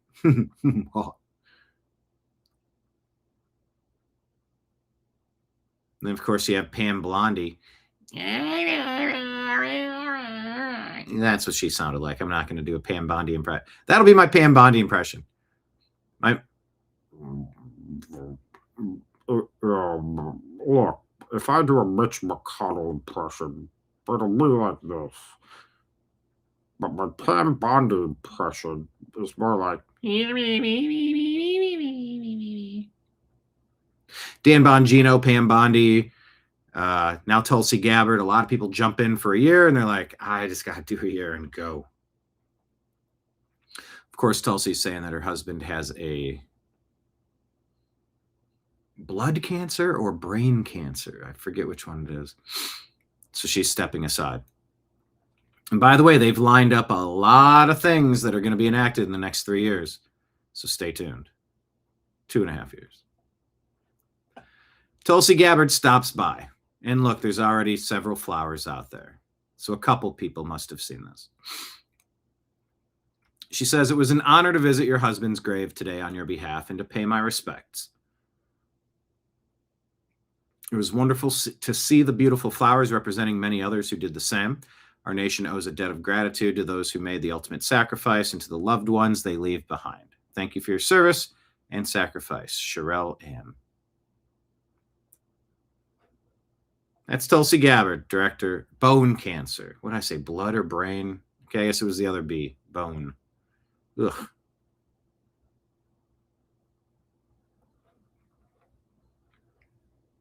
Kudos to Director of DNI. This girl has gone legendary because she was reporting at the White House when shots were fired. By the way, that was a big story. Shots fired at the White House. Another guy, another bunch of shots from the crazies, the anti-Trumpers, the leftists. Shots fired at the White House, suspect eliminated. But this lady was reporting, and she had a funny reaction that the internet has memed. The Post from Phoenix says, because God forbid you receive your diploma with some decorum like a normal person. See, I love when memes collide. When memes collide. You're watching a lot of graduation ceremonies and a lot of dancing for some reason. and a lot of commentary about the people dancing. But they overlaid it with this reporter, which is pretty funny.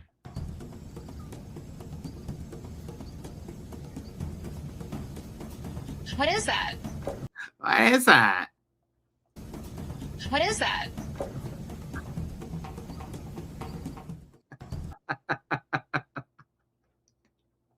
I hope you find it as funny as I do.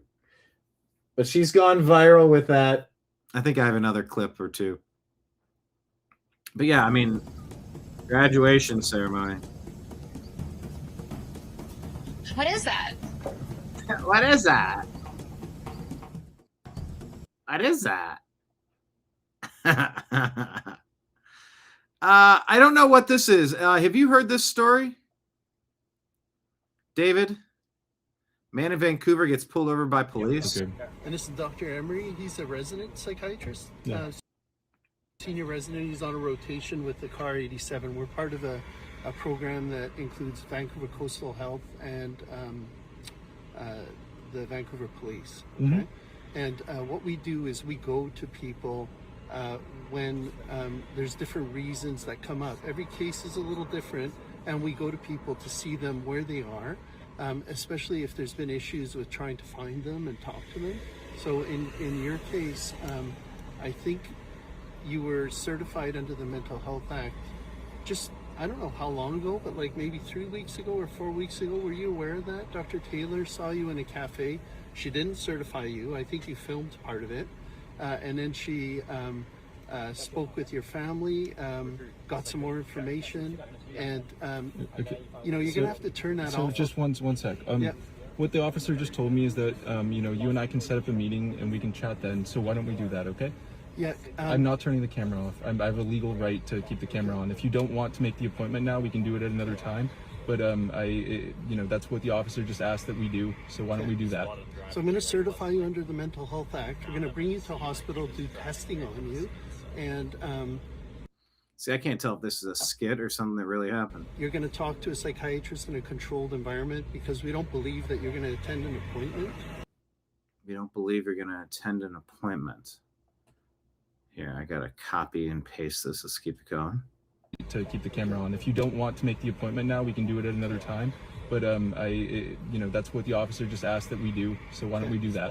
So I'm going to certify you under the Mental Health Act. We're going to bring you to hospital, do testing on you, and you're going to talk to a psychiatrist. I'm going to take you to a hospital. I'm going to kidnap you to a hospital and test you. How about no? No, I'm good. Controlled environment because we don't believe that you're going to attend an appointment. You've been. I won't attend. I've never been given a chance to attend an appointment. So he's certified. I've never been given a chance to attend an appointment. Okay. What is going on? I was never given a psych eval or nothing. He just looked at me and said, "You're certified." Yeah. Okay. So I don't know why, but it's up to the doctor. So if you. But no, he didn't even give me an eval. He just looked. Yeah, you can't. Canada feels like a lost cause. 27-year-old Canadian biophysics researcher grad in the back of a police crisis response vehicle during a traffic stop in Vancouver. Oh, wait. No. He's not in the back seat. He's in his car. And it looks like he's moving. It's all piled haphazardly. That's a haphazard pile. Nicholas Jordan Wagter. Resident psychiatrist, Dr. Emery,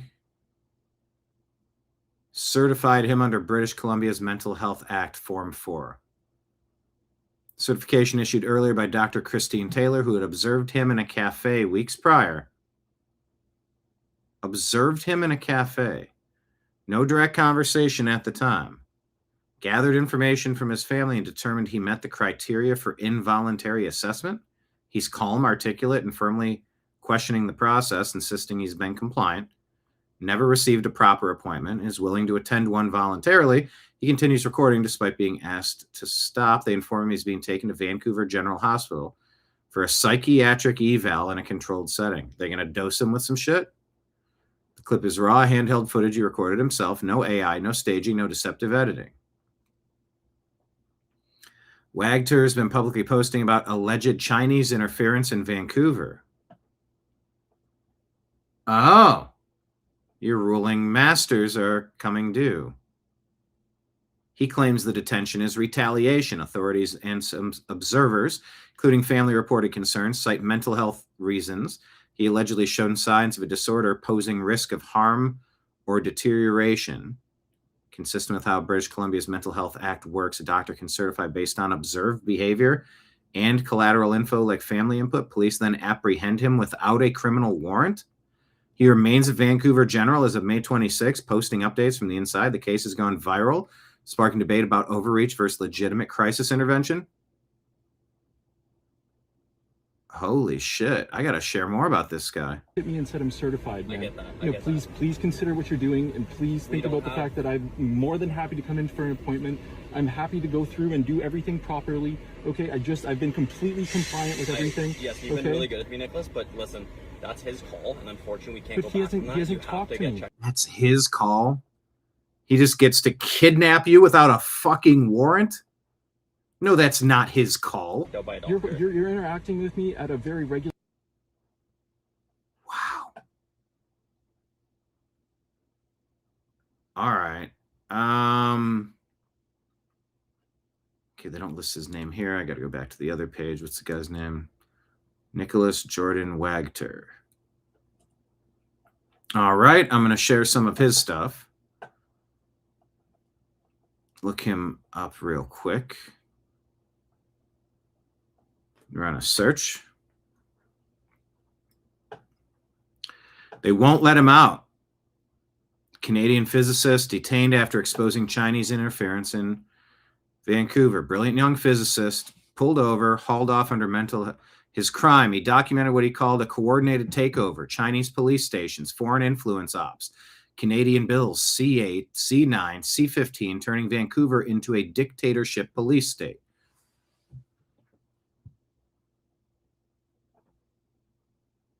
Watch this screen recording of his Instagram and full Google Doc packed with citations, reports on illegal stations, and warnings. Even lists his physics, credentials, and breakthroughs. Is this legitimate concern mixed with stress or a convenient way to silence someone shining light on real foreign interference? Why detain a researcher citing official reports instead of investigating the claims? How many more mental health holds for critics of CCP influence? If he's wrong, debate the evidence. Don't disappear him. If he's right, what are we ignoring? This hits different after years of denied interference scandals. Yeah, I'm sharing this. He's a Canadian influencer, involuntarily detained in Vancouver Psych Hospital. Yeah, we got to file this story. How do we contact David? Can you call this Vancouver Psych Hospital and ask to speak with Nicholas Jordan Wagter? Should you choose to accept the challenge?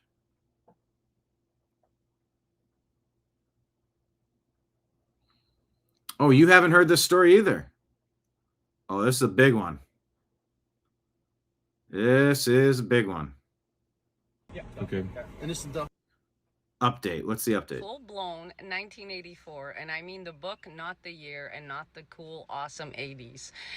Canada now has mental health police. All right, she's giving you an update. Okay. Yeah, where do they find cops willing to do this type of stuff? Oh, here's a post of his, I think. My tolerance for reflexive regurgitation of intellectual slop is near zero now. Try critical thinking for once. To manipulate other people's thoughts, completely substantiated claims about Alex's ability to manipulate other people's thoughts and to use advanced mind control technologies on other people. I have various hypotheses and various theories that I do believe with quite a bit of secondary and tertiary evidence do align very well with this being real, but I do not have enough primary evidence to, substantiate this 100%. No, this dude is coherent. He's cogent. He's articulate, clearly. What I can say is that the day after I chased Alex Rocket out of his apartment, a man who was very much involved in the Ukrainian mafia, who was most likely running most of their software, who was most likely running most of their cybercrime, after I ran him out of his apartment, The traffic in Toronto died and then continued to get worse and has not recovered since. And in my best estimation and in my best opinion, what I would say is that a massive change in the behavior of a population of that size is a symptom of a larger underlying issue. And this symptom seems to be spreading to multiple cities. It seems to be spreading across the West, from my understanding. And again, there is a possibility that he is tampering with the traffic cameras that I'm looking at for across the country. So I cannot say with 100% certainty. But I do believe this to be a grave issue. I do believe he is a national security threat. I do believe he is a terrorist. And I do believe that if he is not stopped,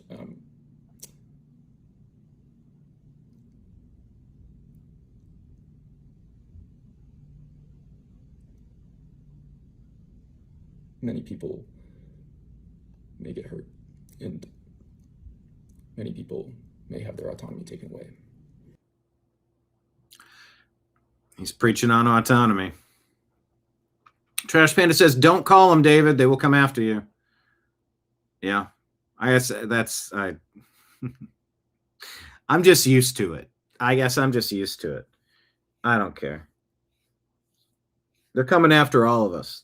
You know, President Trump, one of his best lines ever was, they're not coming after me.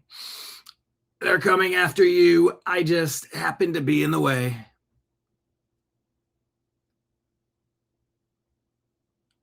I used to routinely call Kevin McCarthy's office. You're supposed to release these J6 footage tapes. You release the J6 footage. Where are they at? Where are the tapes? Yeah, I put me on the list. If I'm not on the list, somebody needs to be fired. Because I just want like a good, awesome society for Americans. For the globe, really, that'd be great. But I'm an American. That's what I prioritize.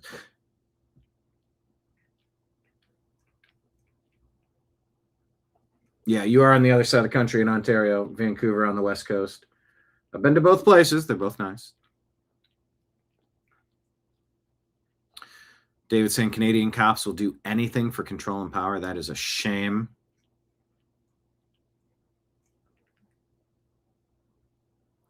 Kenneth reporting that Canada is experiencing an epidemic of drought. I'm not sure if you're aware. Canada soon will be changing its name to Canada Dry.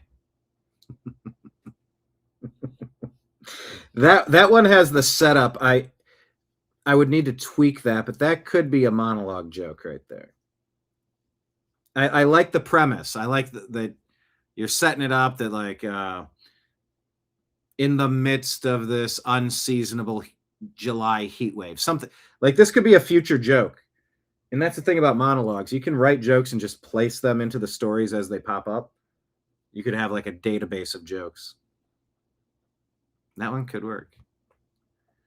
They're coming to take me away, ha ha ho ho hee hee, to the funny farm where life is beautiful all the time, and then the little guys, they're coming to take me away. That's what you're referencing there, that song. I used to have that on a record.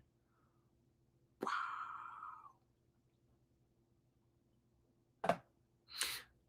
Welcome to Mark and everybody else. Hit the thumbs up button, hit the like button, hit share, hit subscribe.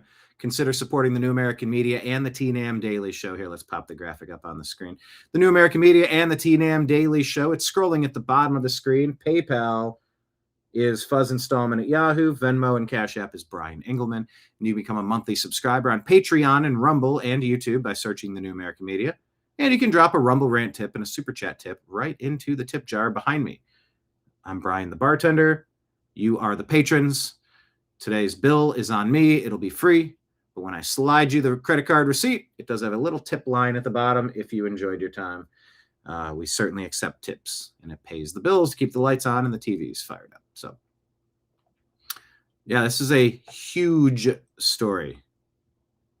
You had the 45 of that song. Who sang that song? It was like a niche song. Was it a comedy song? I mean, it was. It wasn't like a parody in the way that Weird Al does parodies. Dina says the Chinese have moved into Vancouver, making real estate unaffordable for the citizens. Yeah. The Indians, the Pakistanis. Vancouver has been overthrown. Do you think the residents of Vancouver are thrilled that their locale has been turned into whatever it's been turned into, with no thought to national sovereignty, local pride, local customs, local traditions?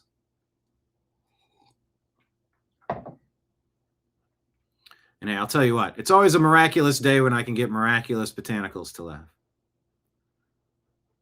And I'm aware that I'm pronouncing Miracolius botanical incorrectly, because that makes me laugh. But if we can get a laugh out of Nick, I'll take it. Every day's a good day if I can get a laugh out of Nick. Anyway, this guy seems super sharp, and I want to stay on top of this story. He's posting from the air quote hospital. Okay, is this new footage? Let me see this. This story bugs me. We got to go help this guy. It's hard to believe what's going on in Canada, and it's honestly, I don't even know why America is still allies with a country that's treating their citizens. And when I say go help this guy, I mean peacefully and patriotically, of course.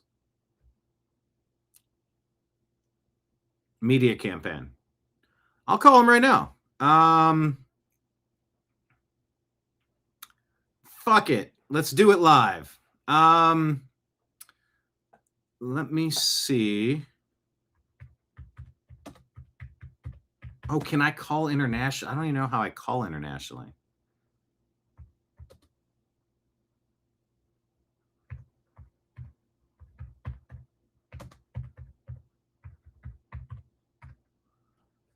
Let's see if AI has the phone number of this facility.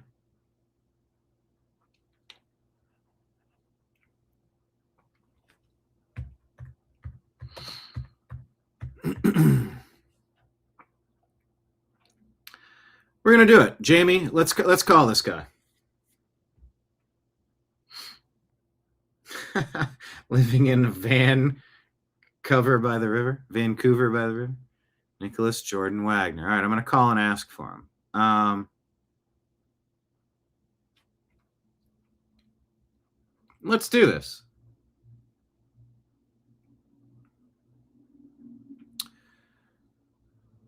Okay.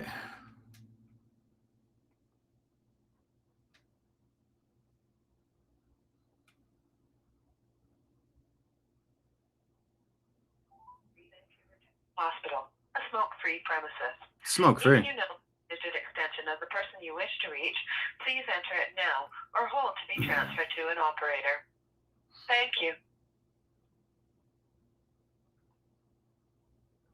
Wait while I transfer your call.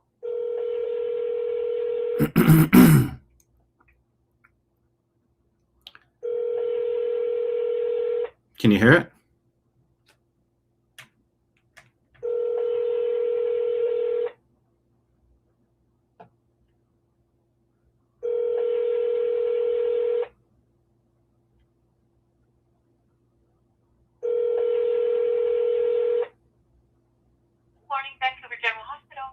Good morning. My name is Brian. I'm live on the TNAM Daily Show. Would you be able to connect me with Nicholas Wagter, please?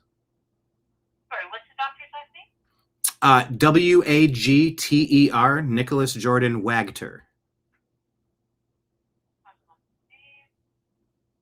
Oh, he's a patient here. Correct. Okay, I'll just connect you to his nurse's station. One moment, please. All right, thank you.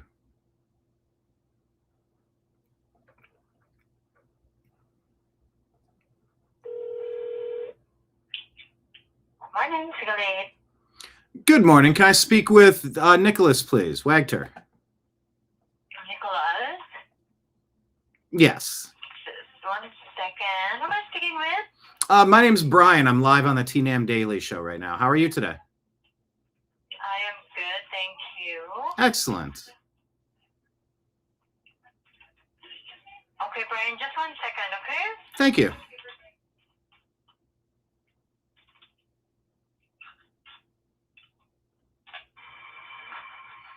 Ooh, I got the dreaded hold music. Real quick, can you hear me? Can you hear the conversation I'm having? Actually, here, let me move it closer. Notice I got to move my hand. It would be a little louder here. Can you hear better?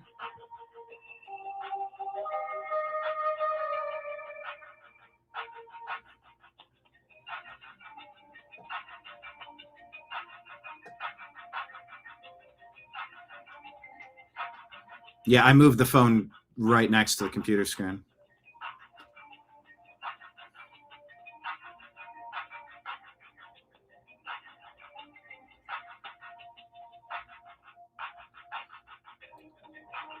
We're on hold to speak with Nicholas Wagter.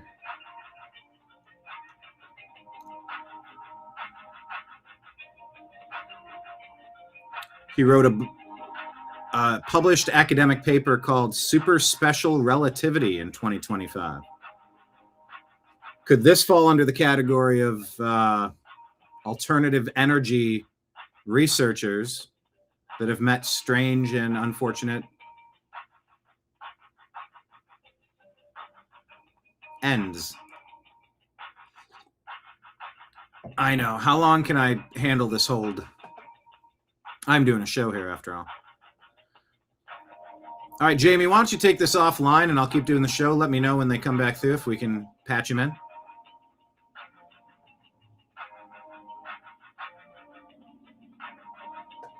Citizens this way. Shout out to Braden over on X. He's been covering this story. That's where I saw it at. And I wanted to bring this to you guys. I kind of struggled with how I wanted to present this video because. Hello, Eagle 8, Eugene speaking. Hi, is this Nicholas? Hi, who are you looking for? Hi, I'm looking for Nicholas Wagter. I was transferred twice now. Hi, who is this? Hi, my name's Brian. What's your name? Brian, what's your relationship to this patient? I'm sorry, what's your name? Eugene. Hi, Eugene. Yeah, my name's Brian. I'm live on the TNAM Daily Show right now. We're covering the story of Nicholas Wagter, and we wanted to call and speak with him.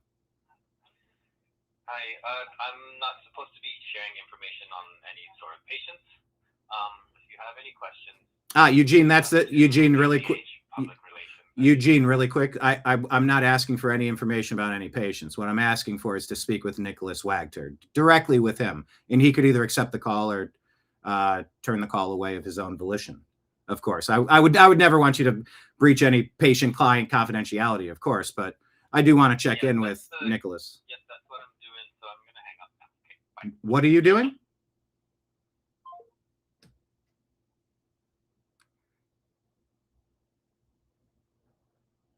Okay. We have a crisis now.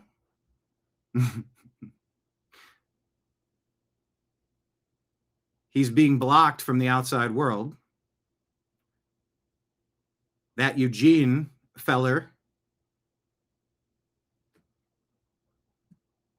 changed the subject. I did not ask him to confide in me any patient-client confidentiality. I asked to speak with the patient. Is he a patient or a prisoner?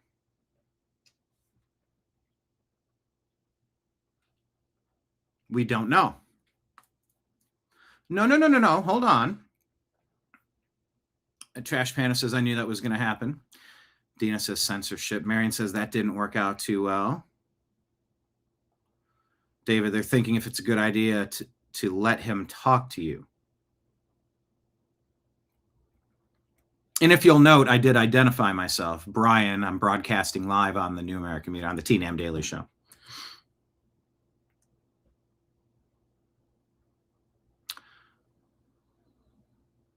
We're trying to check. We're trying to get a wellness check. We're trying to sign of life, proof of life. This guy appears to have been kidnapped without any viable opportunity to handle this in a normal way. Perhaps being persecuted by the CCP and the people of Vancouver. This is a big fucking problem.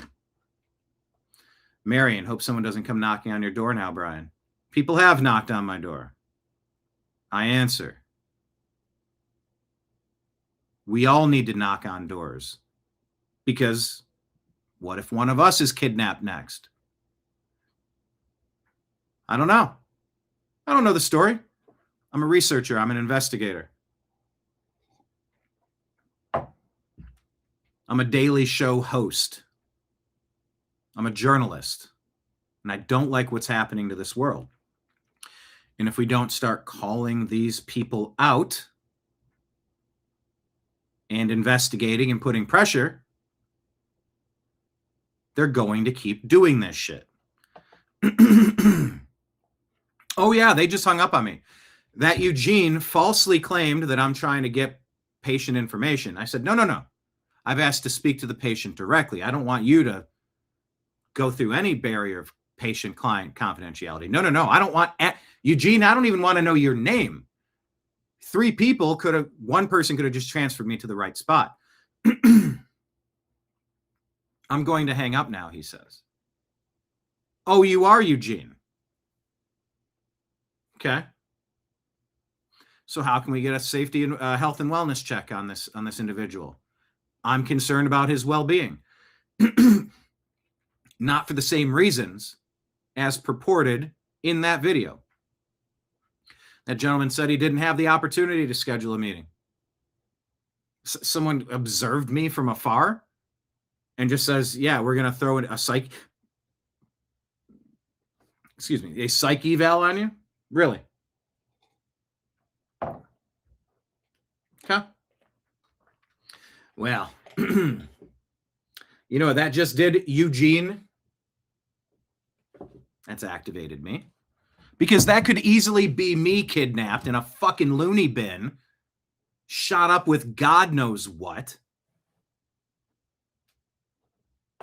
Oh, I don't know. He had a psychiatric break and he's just been committed for the rest of his life. Oh, really? What did you break on him? Is this fucking North Korea?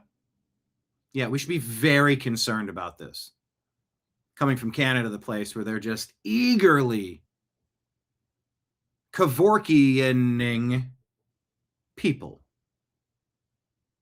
Unbeknownst to family in some cases. I reported on that somewhat recently.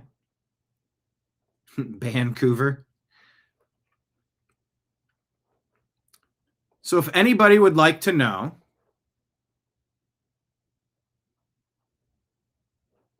if anybody would like to participate, let's full screen this. If anybody else would like to peacefully and patriotically, calmly, politely, respectfully call the facility to ask if we can speak with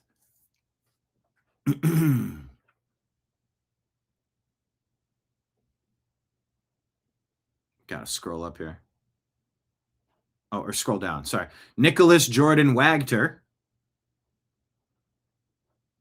the Vancouver General Hospital main phone number would be 604-875-4111. Once again, just so we can be crystal clear. I know. That's a difficult thing for the lying legacy media to fathom, but the only request would be to call and request the opportunity to speak with Mr. Wagter, to ask him how he's doing. Is there any message he needs us to get out? Is he under duress? Is he being treated appropriately? Have they done anything to him that we would be appalled by? You know, lobotomy or such. Forced injections or forced drugging of any kind, really.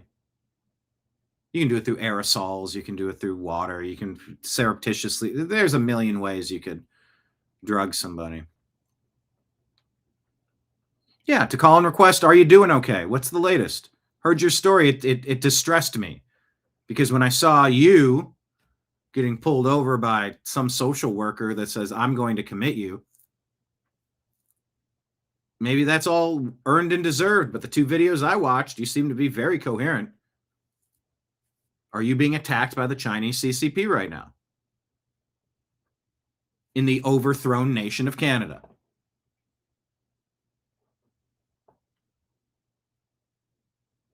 So, I wonder if we can find his cell phone number. Oh, yeah. Well, Jamie and everybody else, let's see if we can find some contact. Anyway, let's get back to this here because he's posting from... Because there's a lot to unpack with it, but we're going to start right here with the gentleman that we're going to be covering here on this story. Goes in and delivers some paperwork that he wants to give to the school board. He's worried about some of the laws that they've changed, and he's very polite, and he hands them some paperwork to educate them on some of the laws and some of the concerns that he has. Pretty normal stuff. Check it out. The federal government's implementing a number of different laws. These laws are incredibly authoritarian, and they put children and students in the direct line of fire of federal prosecution. It's on the back side. You're looking at the wrong side. Okay. And so essentially, I've kind of outlined here from like a staff admin standpoint for you guys to avoid legal liability of like students suing you guys because you guys didn't tell them about these new laws. Now here he is getting pulled over by the police, and they're saying that he has been certified and that they're going to take him and evaluate him. This is crazy, man. This is absolutely nuts. Check this out. This is Dr. Emery. He's a resident psychiatrist, senior resident. He's on a rotation with the CAR 87. We're part of a program that includes Vancouver Coastal Health and the Vancouver Police. Okay? And what we do is we go to people when there's different reasons that come up. Every case is a little different, and we go to people to see them where they are. Especially if there's been issues with trying to find them and talk to them. So in your case, I think you were certified under the Mental Health Act just, I don't know how long ago, but like maybe 3 weeks ago or 4 weeks ago. Were you aware of that? Dr. Taylor saw you in a cafe. She didn't certify you. I think you filmed part of it. And then she spoke with your family, got some more information. So I'm going to certify you under the Mental Health Act. We're going to bring you to hospital, do testing on you, and you're going to talk to a psychiatrist in a controlled environment because we don't believe that you're going to attend an appointment. You've been... I won't attend. I've never been given a chance to attend an appointment. So he's certified. He's certified. Yeah. I've never been given a chance to attend an appointment. Okay. What is going on? I was never given a psych eval or nothing. He just looked at me and said, "You're certified." Yeah. Okay. So I don't know why, but it's up to the doctor. So if you... But no, he didn't even give me an eval. He just looked at me and said, "I'm certified, man." Then they rip him out of his vehicle and kidnap him, as far as I'm concerned, to force him to go to see some liberal psychologist to get an evaluation. We already know how that's going to go. I don't know the laws in Canada the way I do here in America, but this is absolutely crazy to me. Is this normal in Canada? Is this how Canada actually treats their citizens?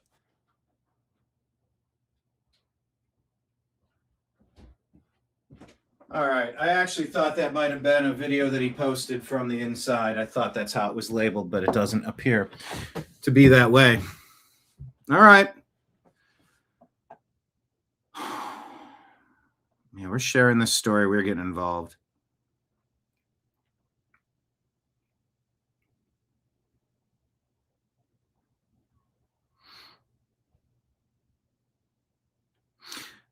Just out of curiosity.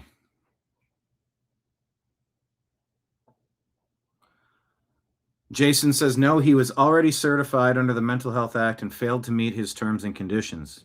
Well, he claims that he was never given the opportunity to do such. Further, he believes that Ukrainian mafia using advanced mind control technology on him. Jason, I'm sorry, are you trying to tell me that such things are an impossibility in the comments? Because he was detained for suspicion of a B threat previously. Do some research before you repost. Yeah, we're doing research. We're learning. Share that link proving it, or shut up.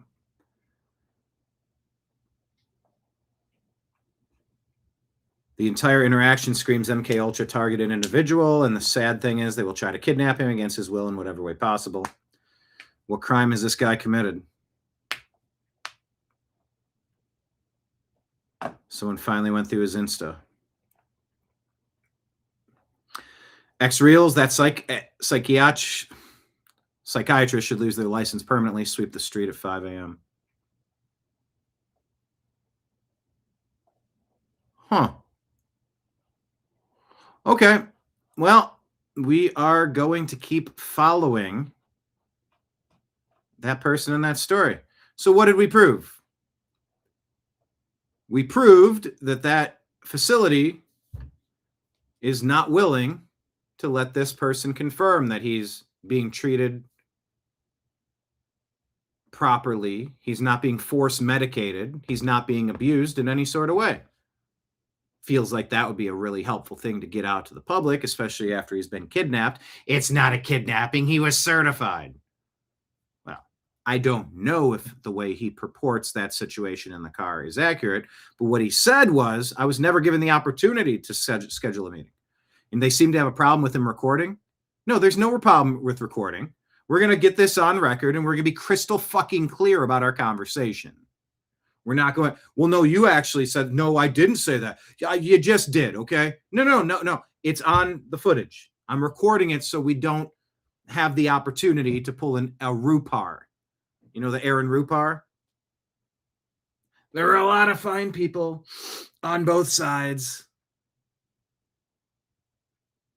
Aaron Rupar cuts out his, and I'm not talking about this group or that group. They should be condemned totally, which I do. But there were a lot of fine people on both sides here at Charlottesville who said there's a statue, it's already there, leave it. And some said he's a bad guy. They say that about me all the time. And I said, well, they said, take it down.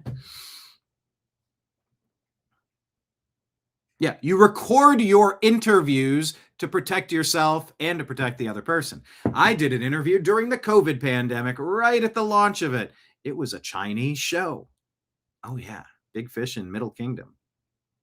Helped the guy move, actually. You know, an acquaintance, a friend of a friend. And oh boy, when I got the final version, was I surprised to figure out they deleted my reference of the China virus and the fact that it likely came from the bioweapons lab. You know, because the CCP doesn't like information if that information makes them look bad. Doesn't matter if you do bad, it just matters if you look bad, I guess.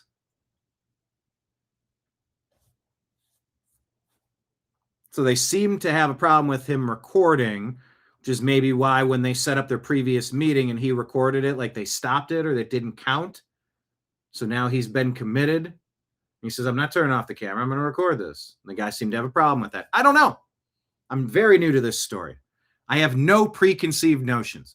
I can tell you, I watched 2 or 3 clips of him speaking. He seems coherent, cogent, articulate. Nirvana had a lyric, just because you're paranoid, don't mean they're not after you. Or don't mean they ain't after you, don't mean they're not after you. Yeah, millions served at the Kevorkian Arches. That's Canada.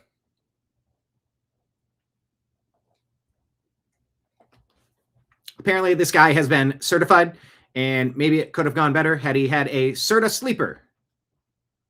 Type in promo code BEN to get 10% off. I know, Dina. Wait till all the data centers are up and running. Ugh. Very uneasy knowing this now. David, our time is late. Our time is late. This isn't directed toward you or anyone in the chat room or, you know, here at the bar. I'm bartending. You're sitting at the bar and I'm ranting. We're talking about the stories. I'm not ranting. That's a negative connotation. I'm riffing. I'm riffing. That's what I'm doing. The hour is late. Been at this for decades digging into this shit. It's not getting better. But if we hold people accountable, we shine sunlight onto situations. You call, you ask, they hang up. That makes them look like fucking assholes, does it not? I asked to speak with that guy. He said, well, we can't share personal information. I didn't ask for any personal information. Don't try to put words in my mouth to justify hanging up on me, you son of a bitch. I asked to speak with him. You don't allow phone calls to the people, or just certain people are not allowed to get phone calls? What is the policy? He could have told me the policy. He made up a policy that I wasn't asking for. Hi, this is Brian. I'm live on the TNAM Daily Show. I'd like to know what did your client what did this gentleman say? What did you discover? What's in his personal notes? I didn't ask for any of that shit. He pulled a Rupar. Not quite a Rupar. Rupar is where he selectively edits something. I guess he did. He selectively edited out what I asked for. I'd like to speak to this guy. What is your relationship with him? What the fuck do you care, Eugene? My relationship is I see a human being that appears to have been kidnapped. You can't call it a kidnapping. That was an official order. Okay, tell me about official orders. Tracking down escaped slaves. Leftist bleeding hearts. Tell me about official orders when you were sent to concentration camps. Unless you're the group of leftists that don't believe that happened. Because that's a big group of the leftists now. The red-green alliance of China and Islam. You know, so wait, who am I supposed to be mad at? Who do I like? Who do I dislike? Wait, Trump's a Nazi, but we hate the Jews. So we support Nazis, but we don't support Nazis. But if it's orange Nazis of Trump, then we're against it. But if it's actual Nazis that'll get rid of the scourge of 1947, Rothschild created Israel, then I like that kind. But I'm not for this kind of MAGA Nazis. MAGA Nazis, bad. Actual Nazis, okay, they're okay. And we'll support them if they run for government in the United States. And he has a Nazi tattoo on his chest, but that's okay. But orange Nazis, bad. You can't make sense of the mental gymnastics required to figure out who hates who on the left. They just, they flip open their screen and they're told what to do. They're told what to hate. They're told who to oppose. Oh, I guess we got to burn these Teslas now. Oh, I'm fixing things. I'm fixing the world. I'm going to burn a Tesla. That's what the leftists are doing. They get their marching orders from their stupid lying legacy media. I hate Elon Musk because I watch lying legacy media. I'll key a Tesla. Despite the fact that they have 360-degree fucking cameras on them. You dopes.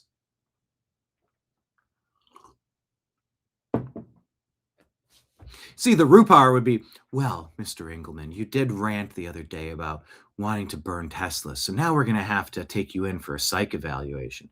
No. You selectively edited out the part where I played the role of the leftist. I just get angry at what my little stupid legacy media box tells me to do. Social media said I should do this. Now I hate Tesla. Stephen Colbert loved Tesla $15 a gallon a couple of years ago under Biden. But now I hate Tesla because he's fighting waste, fraud, and abuse in U.S. aid. Now the Democrats are broke, by the way, because they're not getting all their funding, in part. And because they're terrible and nobody likes them.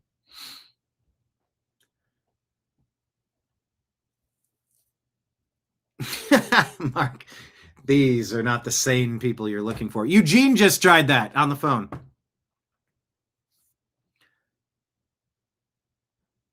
This is not the person you're looking for. I can't provide you personal information of the man you're looking for. I don't want personal information. I want to talk to him. What is your relationship with him? Excuse me. Who are you to filter me out based on your acceptable level of camaraderie with the guy? I just make it make sense. Yeah, being able to grab people off the street seems very communist to me. You're damn right it does, David.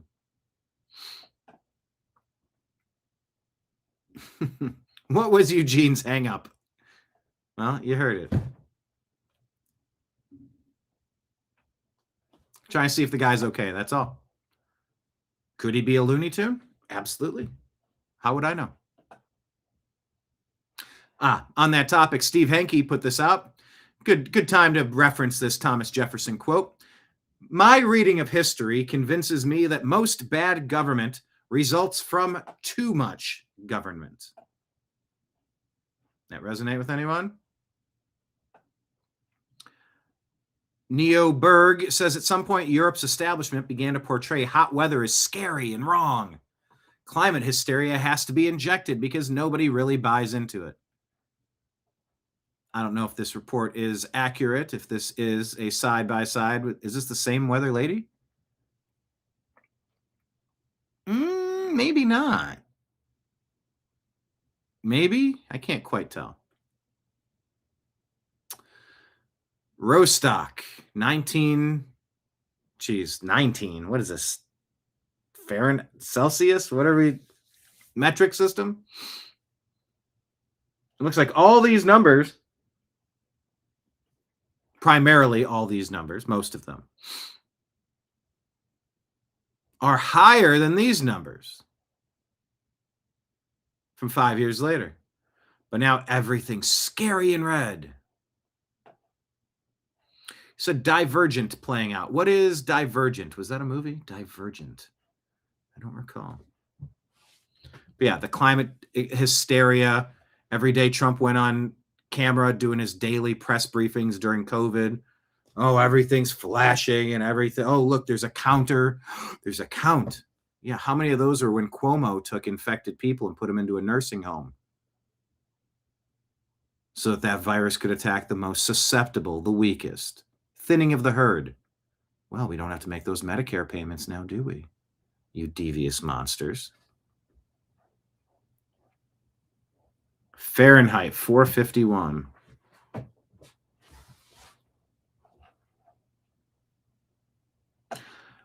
Okay, here's a good story. Meet Cameron Penny of Charlotte, good story is objective, but in January, this young man was shot in the back during a robbery, which paralyzed him from the waist down. Damn that dirty bum to hell that did it. Doctors gave him less than a 1% chance of ever walking again in his life. He just walked across the stage to receive his high school diploma.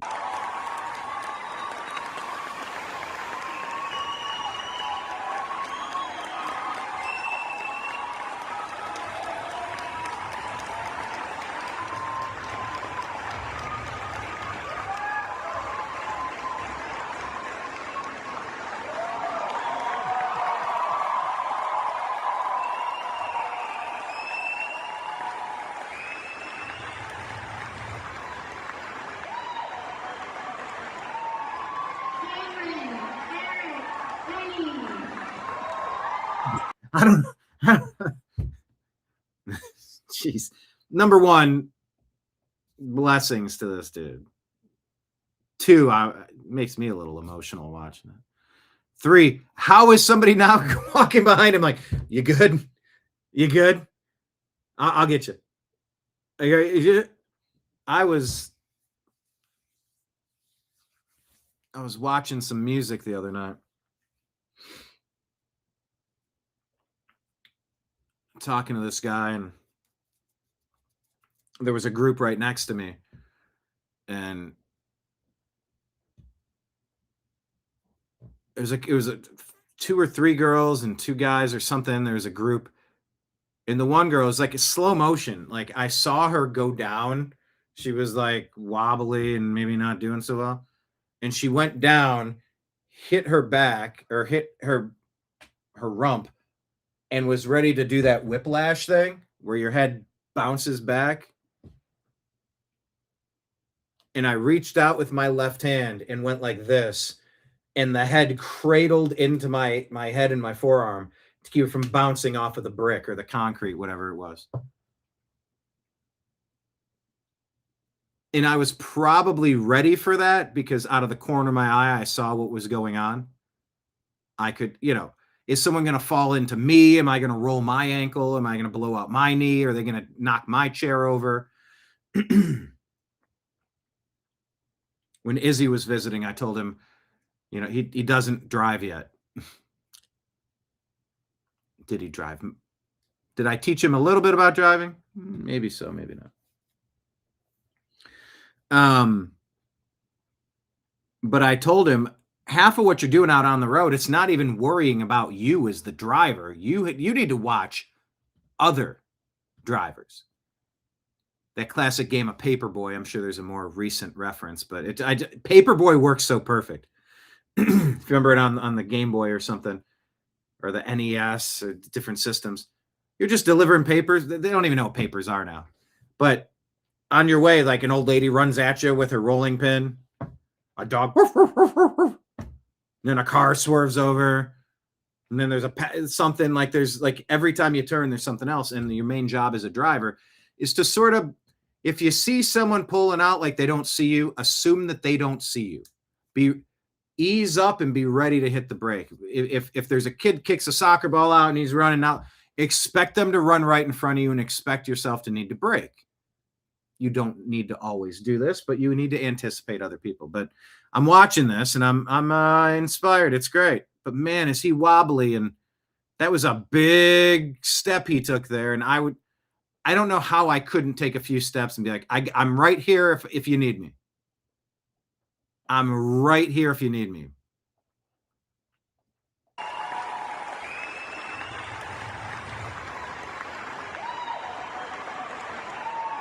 That's a big step right there. Oh, this girl's like, are you okay? Do I need, like, her hands are up like this. Like, if I need to lunge, can I catch this guy?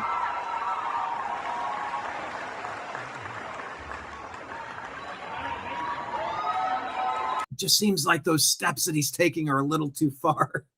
Like, you don't need to go quite that far, because you got the wobble, and it's like it could theoretically tilt back. I don't know. Maybe it's just me, but it's making me nervous. Although it is a fantastic thing to see. It is greatness. Yes, mobility challenged, but fight it, you know? Just because someone says you can't do something doesn't mean it's got to be that way. Woo. This guy's like, please, let's get you here. Oh, that step's almost a little too cool.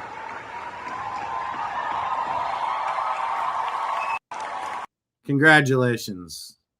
And he's got to keep fighting, because too many people are letting too many criminals out onto the streets to victimize us. Clean it up.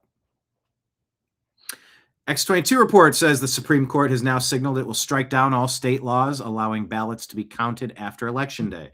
Well, we've been reporting on this rumor for weeks now. Haven't heard any particular ruling, but hey, ear to the train track. Maybe this is coming down the road. What would that mean? No more midnight ballot drops. No more weeks of counting. Counting. No more finding ballots. Elections end on Election Day. Combine this with the Save America Act, voter ID, paper ballots, and an executive order, and the deep state's entire cheating system is gone.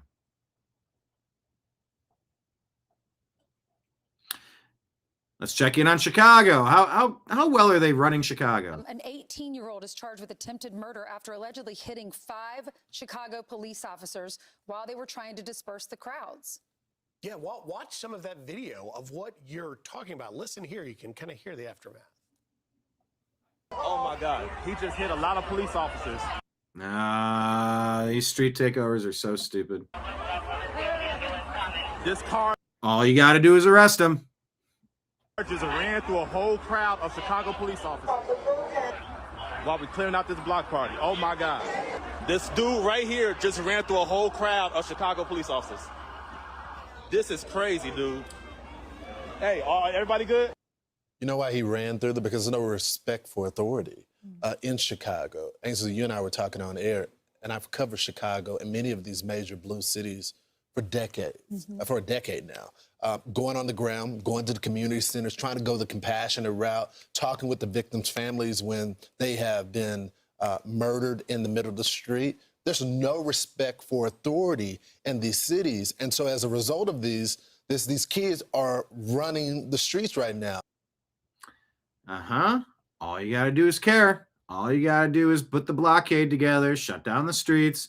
You have 8 cop cars blocking the intersection, 2 going this way, 2 going this way, 2 going this way. This is an unlawful assembly. You're all being arrested. Arrest them. It'll stop. Dina said, I heard all the officers will be okay. I have not heard an update, but that would be good to hear if true. Mark talking about, counting elections after. Hold on. How many did you get? Oh, okay. Then we must, will be 0.3% more. Just barely, just barely. Oh, it was a close one. We're really a 51-49 country. It could go either way. Bullshit. Bullshit. Democrats have a 17, 19, or 20% approval rating. 78% disapproval. No, that's not valid. We're not a 51-49 country. Chicago. That's a Chicago.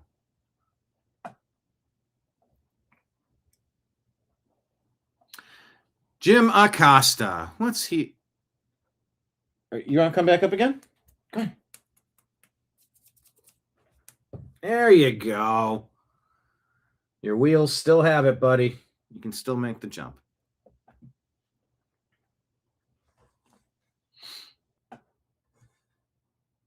Okay, Greg Gutfeld.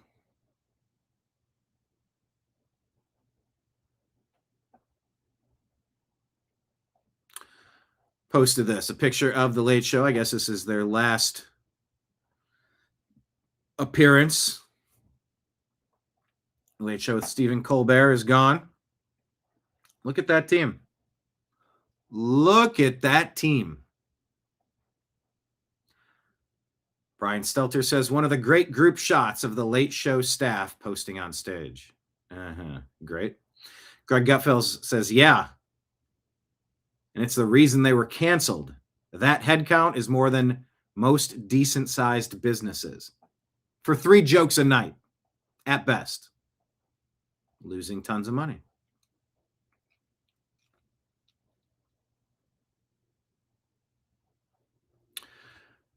Jim Acosta says, good, Nimbus?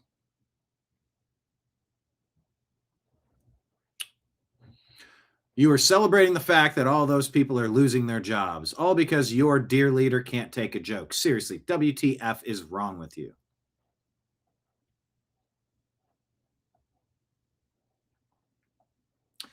Mays says, yeah, okay. Well, here's Jimmy Kimmel celebrating when Tucker Carlson got fired from Fox. It must have really made you upset then, right, Jim Acosta? Fox News has severed bow ties with Tucker Carlson after all these years. Now, objectively, that's a funny line. Fox News has severed bow ties with Tucker Carlson. Now, he doesn't still wear bow ties, but he was famous for wearing bow ties. And in a world where you're trying to make your mark, you wear a tie, wear a bow tie, become known as the bow tie guy. And that was actually kind of a funny line. They are parting ways, which means he was fired. I mean, that's really what parting ways means.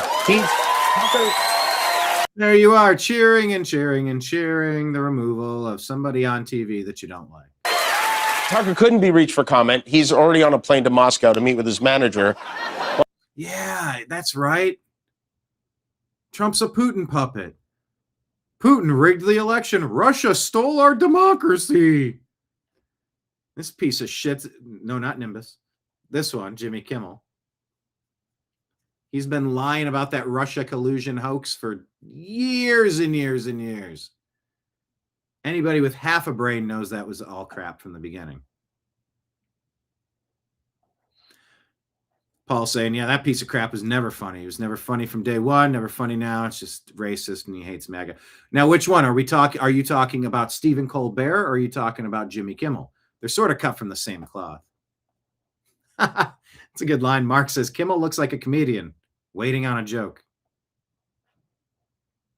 But what a shock. I mean, what an absolutely delightful shock this is. Oh, you're so thrilled. Are you going to be thrilled when your show's kicked off and you're kicked off? Now Tucker can spend more time at home tanning his testicles and touching himself to that sexy green M&M. Sadly, he's probably... I must have missed the context about the green M&M. Not done poisoning old people's brains. The question now is where... Wow, Jimmy Kimmel is self-aware about poisoning other people's brains. He's just 3 fingers pointing back. You point at someone, you got 3 pointing back at yourself. Oh, yeah, that's easy for you to do because you pointed over at him. Will he do it next? Will he go to OAN? Will he go to Newsmax? Will he crawl back up Satan's fiery beehole from whence he came, we don't know. One of the most despicable mother tuckers ever to appear on American television. Oh no, Jimmy, that's you, pal. You angry, bitter, unfunny dude.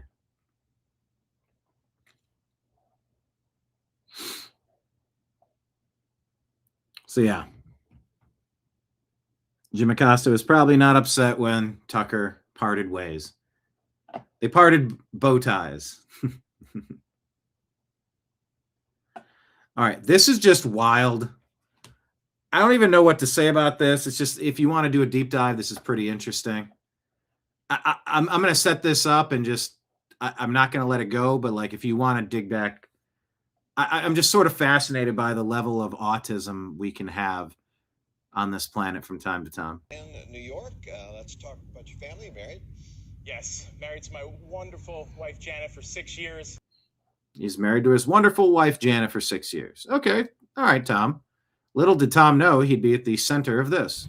Could you imagine your husband going on national television and referring to you simply as his wife instead of his beautiful wife or wonderful wife? What if I told you those audacious dudes were divorced within 5 years at a rate nearly 3 times that of their wife-praising counterparts?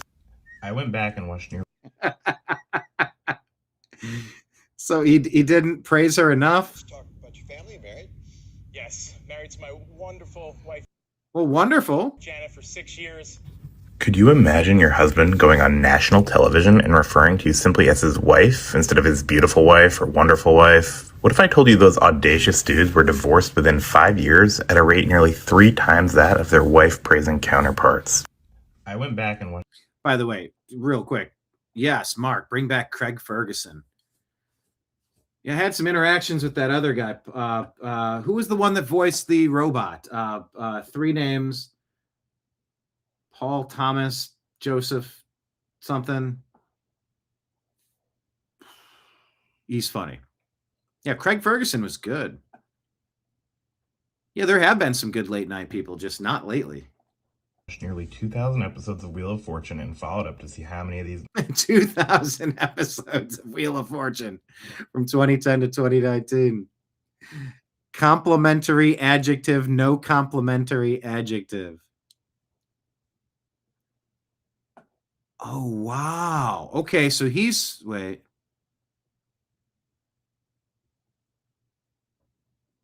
Oh, okay, so that number's higher, but it's out of a smaller sample size. If you don't provide a complimentary adjective, you're 3 times more likely to be divorced. So it has to be a wonderful wife, a beautiful wife, an amazing wife. Otherwise, you're gone.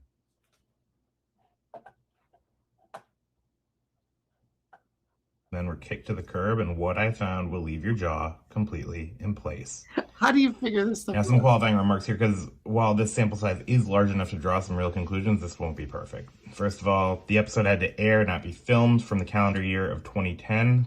It just goes deeper and deeper and deeper.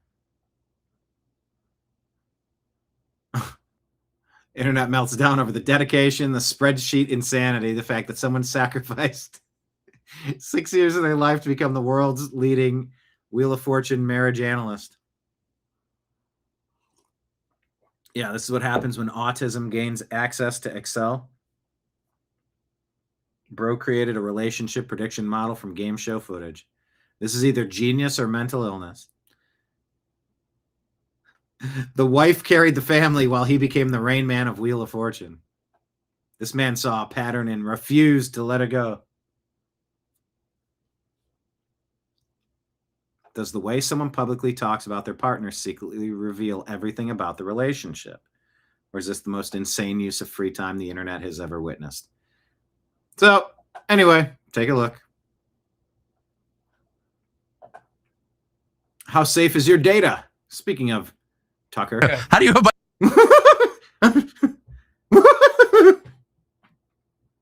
my social security number? Well, so I have your social security. How do you have my social security number? Well, so I have your social security number. I have your full name. Obviously, I don't think that's a secret. I see all your fishing licenses and hunting licenses from Alaska, Oregon, Virginia. I mean, I found all the places that you do your thing. Alaska, Oregon, Virginia, huh? Yep. I even have your driver's license number in Florida. Oh, that's funny. Looks like you haven't changed your phone number in a long time. 1995. Okay, so that every mental patient in America has my phone number. Everybody is. I'm not afraid of people. I'm never going to be afraid of people. So, one thing I want to tell you about how I have your social security number and why is kind of ridiculous, to be honest with you. Have you heard of the National Public Data Breach? No. Okay, so can I just say that I keep my assets in gold coins buried in a place that only my children can identify. So, well, you know what? Tucker, you don't say that only your children can identify it because now your children are targets. Tucker, OPSEC rule number 1. Do not discuss OPSEC. If only, well, the only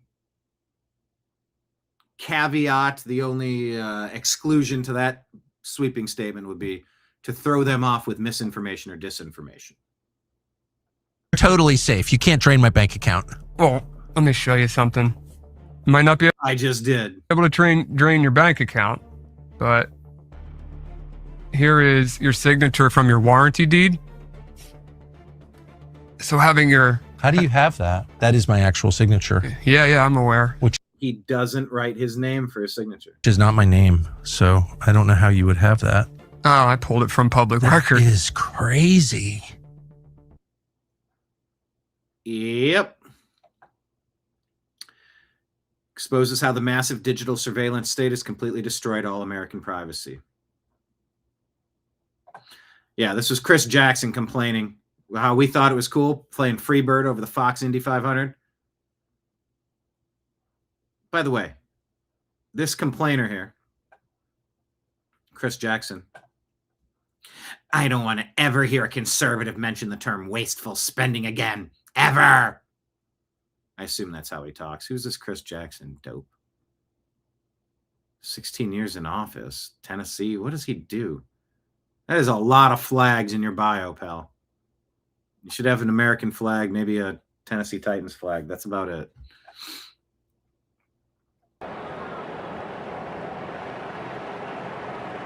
I mean, just the optics of that is super cool, is it not? What a sight. There's the 30. Yeah, I think it's super cool. And by the way, this is a recruitment tool for the U.S. military. Of Santino Ferrucci's age. Look at how neat that is. Just to see that. And they're making the turns directly. That's neat. I've never seen that in my life. It's not all that complicated to drive in a circle. That's what they say about race car drivers. Oh, no, you're going to make a left turn? What now? Going to make another left turn? Okay. Now what? Make a left turn. Sounds like our education indoctrination system in our media. Take a left turn, then take a left turn, then take a left turn at Overton Windows at the 1 yard line. There's nowhere, you can't go further to the left.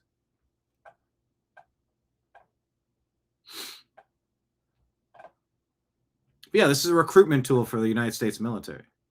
Look at everyone's got their cameras. Everybody's going to be sharing this.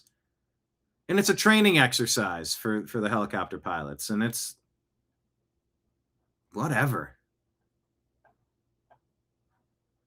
Are those the Blackhawks? Yeah, I don't have a vast knowledge of what the craft are called. And there is no B-3 bomber. Blue Lives Matter shows us Minnesota sent taxpayer money to a healthcare company for 26 years. Oh, but the address, it doesn't exist. 26 years of funding, no office, no staff, no operation. This is the Democrat Party built entirely around fraud, lies, and theft. Remember this come November. Mobility is in here. We got spices. Is advanced mobility here? Do you know 224? I don't think you guys are allowed to record it. Do you know where advanced mobility is? Suite 224. She's recording over there, so. Suite 224. Do you guys know where advanced mobility is? Do you guys know where advanced mobility is? Advanced mobility? Yeah, we're looking for it. Never heard of it? What is this? What is that? Oh, my name's Nick Shirley. We're just looking for advanced mobility. Hey. Where's advanced mobility at? We don't care about advanced mobility. That's what we're asking for. All right, we're looking for advanced mobility. Nobody can help us right now. We got a whole group of people trying to get us out of here. What is that? It's like paramilitary? Advanced mobility. Nobody can help us right now. We got a whole group of people trying to get us out of here. We're looking for advanced mobility. Advanced mobility doesn't exist. Get out. You need to get out. You need to get out. Get out. Now they're pushing us out of here. Get out. Where's advanced mobility at? We don't care about advanced mobility. That's what we're asking for. Get out. Get out. Would you like to give a statement on where advanced mobility is? Nope. Go ahead. Get out. We don't care. So advanced mobility is not anywhere here. We're leaving, sir. Would you like to give a statement on what's happening here in Minnesota? You make stuff up. This is a lie. I don't care. Who do you work for? Who do you work for? No, who do you work for? Nick Shirley. Who do you work This for? is Nick Shirley, sir. I don't care about Nick Shirley. That's you. Yes, sir. But who do you work for? For Nick Shirley. I don't care about Nick Shirley. That's who he's working for today, Nick Shirley. This is from the state of Minnesota. We don't care about that. Get out of here. Stop here. And see, you guys say I can't film, but look at you guys filming. You can do that. You can film here. Advanced mobility doesn't exist. Well, so what was interesting was we walked in there, and on the state's website, it says it's in suite 224, but it's a one-story building. None of the suites had the number 2 on them. It doesn't exist. And it's been registered since 1999, and it doesn't exist. Is that 27 years of just stealing money to, like, there's no oversight for any of this.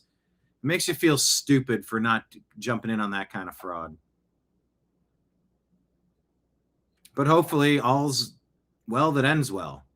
Get them all deported, all the cheaters, all the scammers, all the thieves, all the infiltrators, all the usurpers, the invading armies, the Trojan horses, the Manchurian candidates, the double agents. Get them all out of here. Marion says, gosh darn it, Nick, be careful. I concur. Subsidios del Estado. Oh, is this all going to be in Spanish? I'll just... Los artistas o algunos artistas. Mira, yo... Mira. Ex ante no tengo nada contra los artistas. Digo, de hecho, festejo el arte. De hecho, yo tuve una banda de rock. Digamos, Millet says, I have nothing against artists.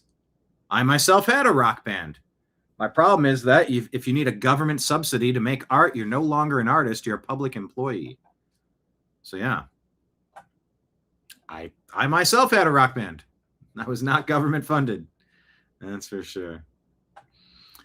This video is going viral. It appears to be an actual video clip of an actual interaction on an actual plane. Who's right in this video and who's in the wrong? That's what you want me to do. Why are you dismissing I'm just everybody else? asking you to excuse me. Why is you sitting here arguing? Why are you so special? Because I'm trying to get to the front. Yeah, we're all trying to get to the front. We all paid the same goddamn money. Okay, but I'm saying, sir, I'm just telling you, excuse me. If you move... Cool, and the door ain't open. I'm just saying, though, it don't matter. It don't matter either I'm trying way. to get up to the front. Yeah, we all are. Everybody is. Excuse me.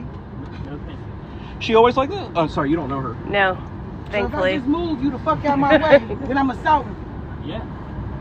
So you won't move. Why are you... I'm asking you to say, excuse me. And I'm saying no. Okay. I can say no. I don't have to say yes, do I? You don't, do I need to say yes? Sir, I'm saying excuse me. And I'm saying no, and you thank just you. don't block my way. Yeah. So if I hit you, that's assaulting. And you got 30... So now she threatens him with violence. My way. Yeah. So if I hit you, that's assaulting. And you got 30 witnesses on you, man, with the red hair. You'll get arrested and then you will get a lifetime flight ban. You want that? Okay, but what I'm saying is, I'm just saying, excuse me. What you're saying is you think that you are more special than everybody else on this goddamn fucking plane. Excuse me. Excuse me. Excuse me. I want to see the extended clip. I'm saying, excuse me. I'm saying no. Excuse me. I want to see episode 2 of this. Excuse me. Kenneth coming in off the top rope. with a super chat. Thank you, Kenneth. Kenneth threw a silver coin into the tip jar back here. Thank you so much. Excuse me. A baking powder. Excuse me. A baking powder. I beg your pardon. Thank you, Kenneth. Appreciate the super chat tip. Everybody, you can do Rumble rant tips or super chat tips if you're enjoying my collation of the story today, intertwined with kitty feeding and all the goodness. Yeah, people are nuts. 50 Shades, excuse me. I don't even know what to do with that. The end was great. I really want to see more of this video. I want episode 2. Red hair, you'll get arrested and then you will get a lifetime flight ban. You want that? Okay, but what I'm saying is, I'm just saying, excuse me. What you're saying is you think that you are more special than everybody else on this goddamn fucking plane. Excuse me. Excuse me. Excuse me. That's what you want me to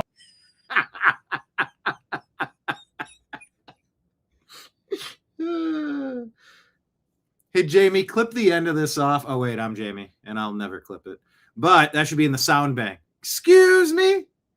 Excuse me. I would say excuse me 5 to 10 times a show if we could play that clip. And if I had somebody on the board ops to punch it in. I'm just saying, excuse me. What you're saying is you think that you are more special than everybody else on this goddamn fucking plane. Excuse me. Excuse me. Excuse me.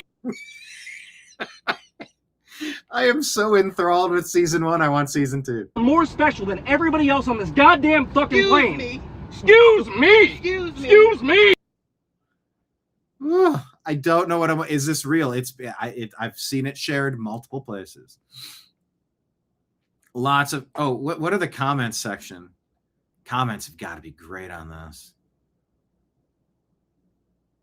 Or the comments are going to be really brutal. Wow.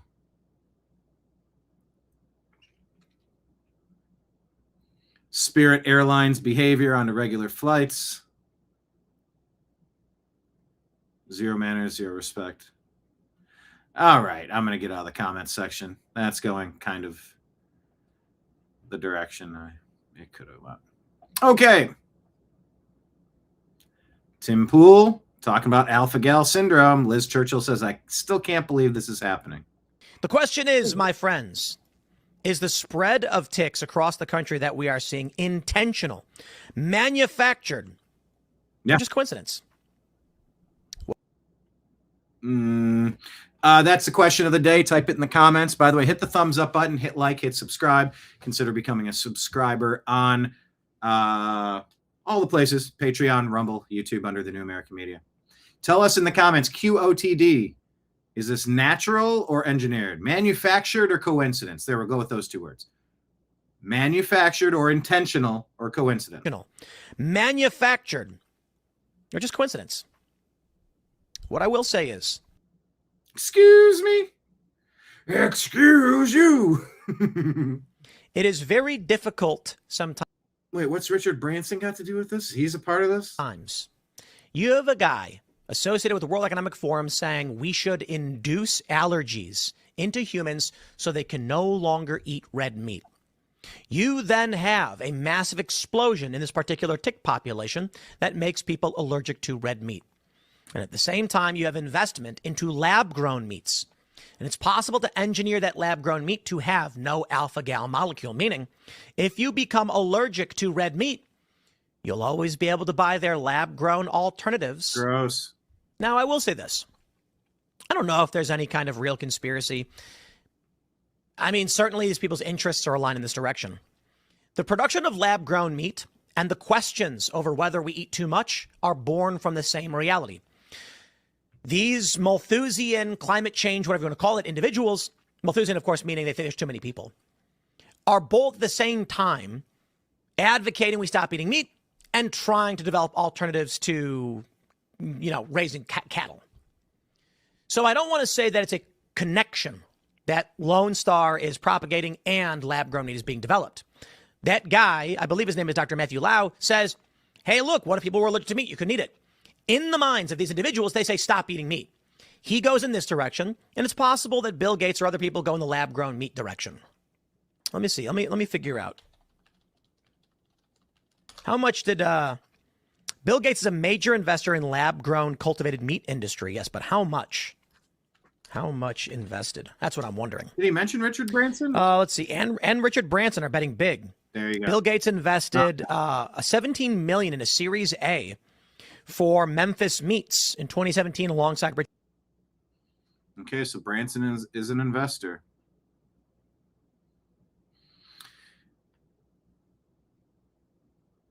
DC Drano says someone should tell these people that the conspiracy theorists have an almost perfect record, and we will expose these sickos. WEF types, World Economic Forum types, openly called for red meat to be restricted, and they celebrate alpha-gal tick disease. It's a poisoning. Then they cry conspiracy theory once people start calling them out for it. Scott Pressler is on day 145 of asking Leader John Thune to pass the Save America Act. Can you believe I've had to petition Leader Thune for 145 consecutive days to do his job?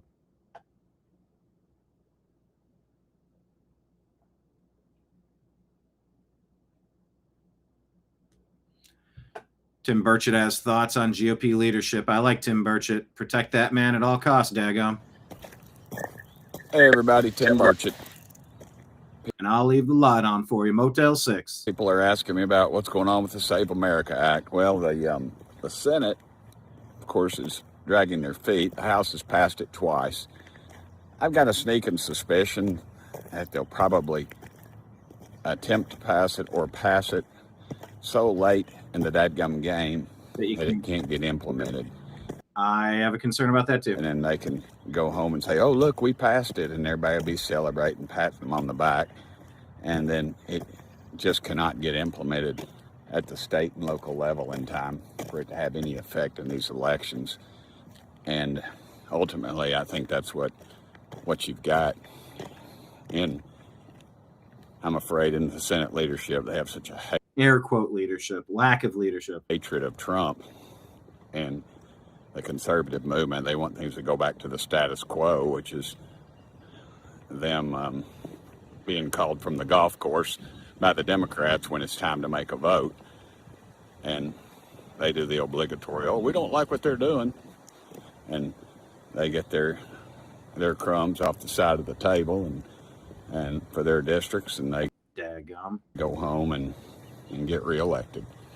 And I'm afraid that's exactly what they're up to. And it's disgusting. And at some point, we're going to say enough is enough. And we're going to start electing people with some guts that are going to do something, aren't just going to sit around. America's tired of hearings. They're tired of pontificating. They're tired of being talked down to. There's an issue that's across the board, something like 80% approval, and yet you can't even get it to a vote in the Senate. I just don't buy it, folks. No. Anyway, let's keep fighting. Let's pray for our country. Thank y'all for sending me here. I'm Tim Burchett, and I'll leave the light on for you. Ken Paxton surged to a near double-digit lead, 53 to 43, up 9.3% specifically in Tuesday's U.S. Senate primary. Hopefully tomorrow we're going to have some great news from the great state of Texas. Kind of says, Dadgum loses its flavor fast. Dadgum. Yeah, Big Red. Probably Big Red. And that's where I'm going to leave it today. Basically, all eyes on Texas, and then next week, all eyes on Los Angeles. Marion agrees with Tim Burchett. Yes, we've been saying enough is enough for way too long. Dadgum government. Exactly.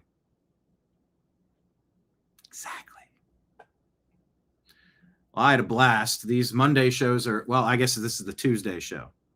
These first shows of the new week are always just jam-packed. I could have done another 4 hours. I really could have. Another 3 hours. Every day. Make sure you're following us on X and Instagram, all these places, because you're going to find different stories that we're sharing every day in between our live shows. And sort of the way that we have it set up, you're going to get a sneak peek at what we're going to cover on the next day's show based on what's on our feed. So on X, we're at American_media_. Follow the page on Facebook, The New American Media. We're on Twitch and Kick at the New American Media. Subscribe to us there. Rumble. Hello, everybody in Rumble. Did I tell people about Rumble? I mean, I mentioned Rumble a bunch of times, but all my texts come from Texas. Who sings that song? I don't know. But yeah, at American_media_ on X, Facebook, TNAM's The Agree to Disagree Show. That's kind of, I haven't started a new one for TNAM Daily Show. That's where you can find us. Oh, the other thing, Spotify. Hit up our podcast, Spotify and Apple. Hit subscribe. Appreciate that as well. This has been a fun show. Can I? Oh, Nimbus just moved, but he had laid down completely on my hand so that I was absolutely incapable of typing. It's been a challenging show. I've given him 3 breakfasts, which, to be honest, we probably went from breakfast to a brunch to a lunch. But he's a little guy. He's a little guy. I want him eating as much as possible. I don't love the cleaning up after him part. He uses the litter box mostly. I've got this whole series of like a square thing that locks in pee pads. And sometimes he'll use the litter robot, but a little messy on the edge of it. And I got to wipe down the edge and wipe it down and dry it off. Oh, he's got his, can you see this? He's buried his head into the crook of my arm.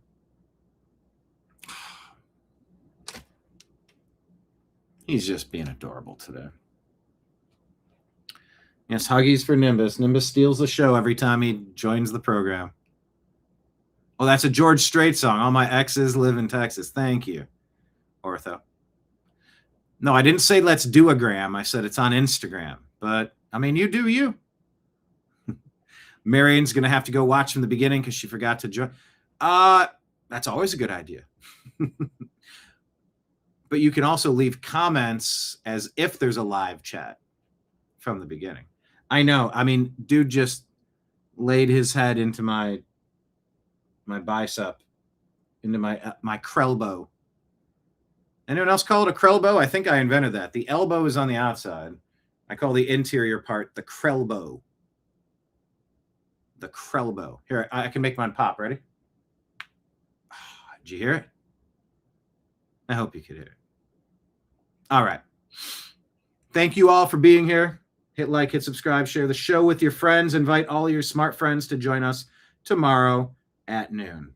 Signing out on behalf of everybody out there in the TNAM universe. I appreciate you. I love you, and we'll talk to you again soon. Nimbus and I both want you to take care, everybody.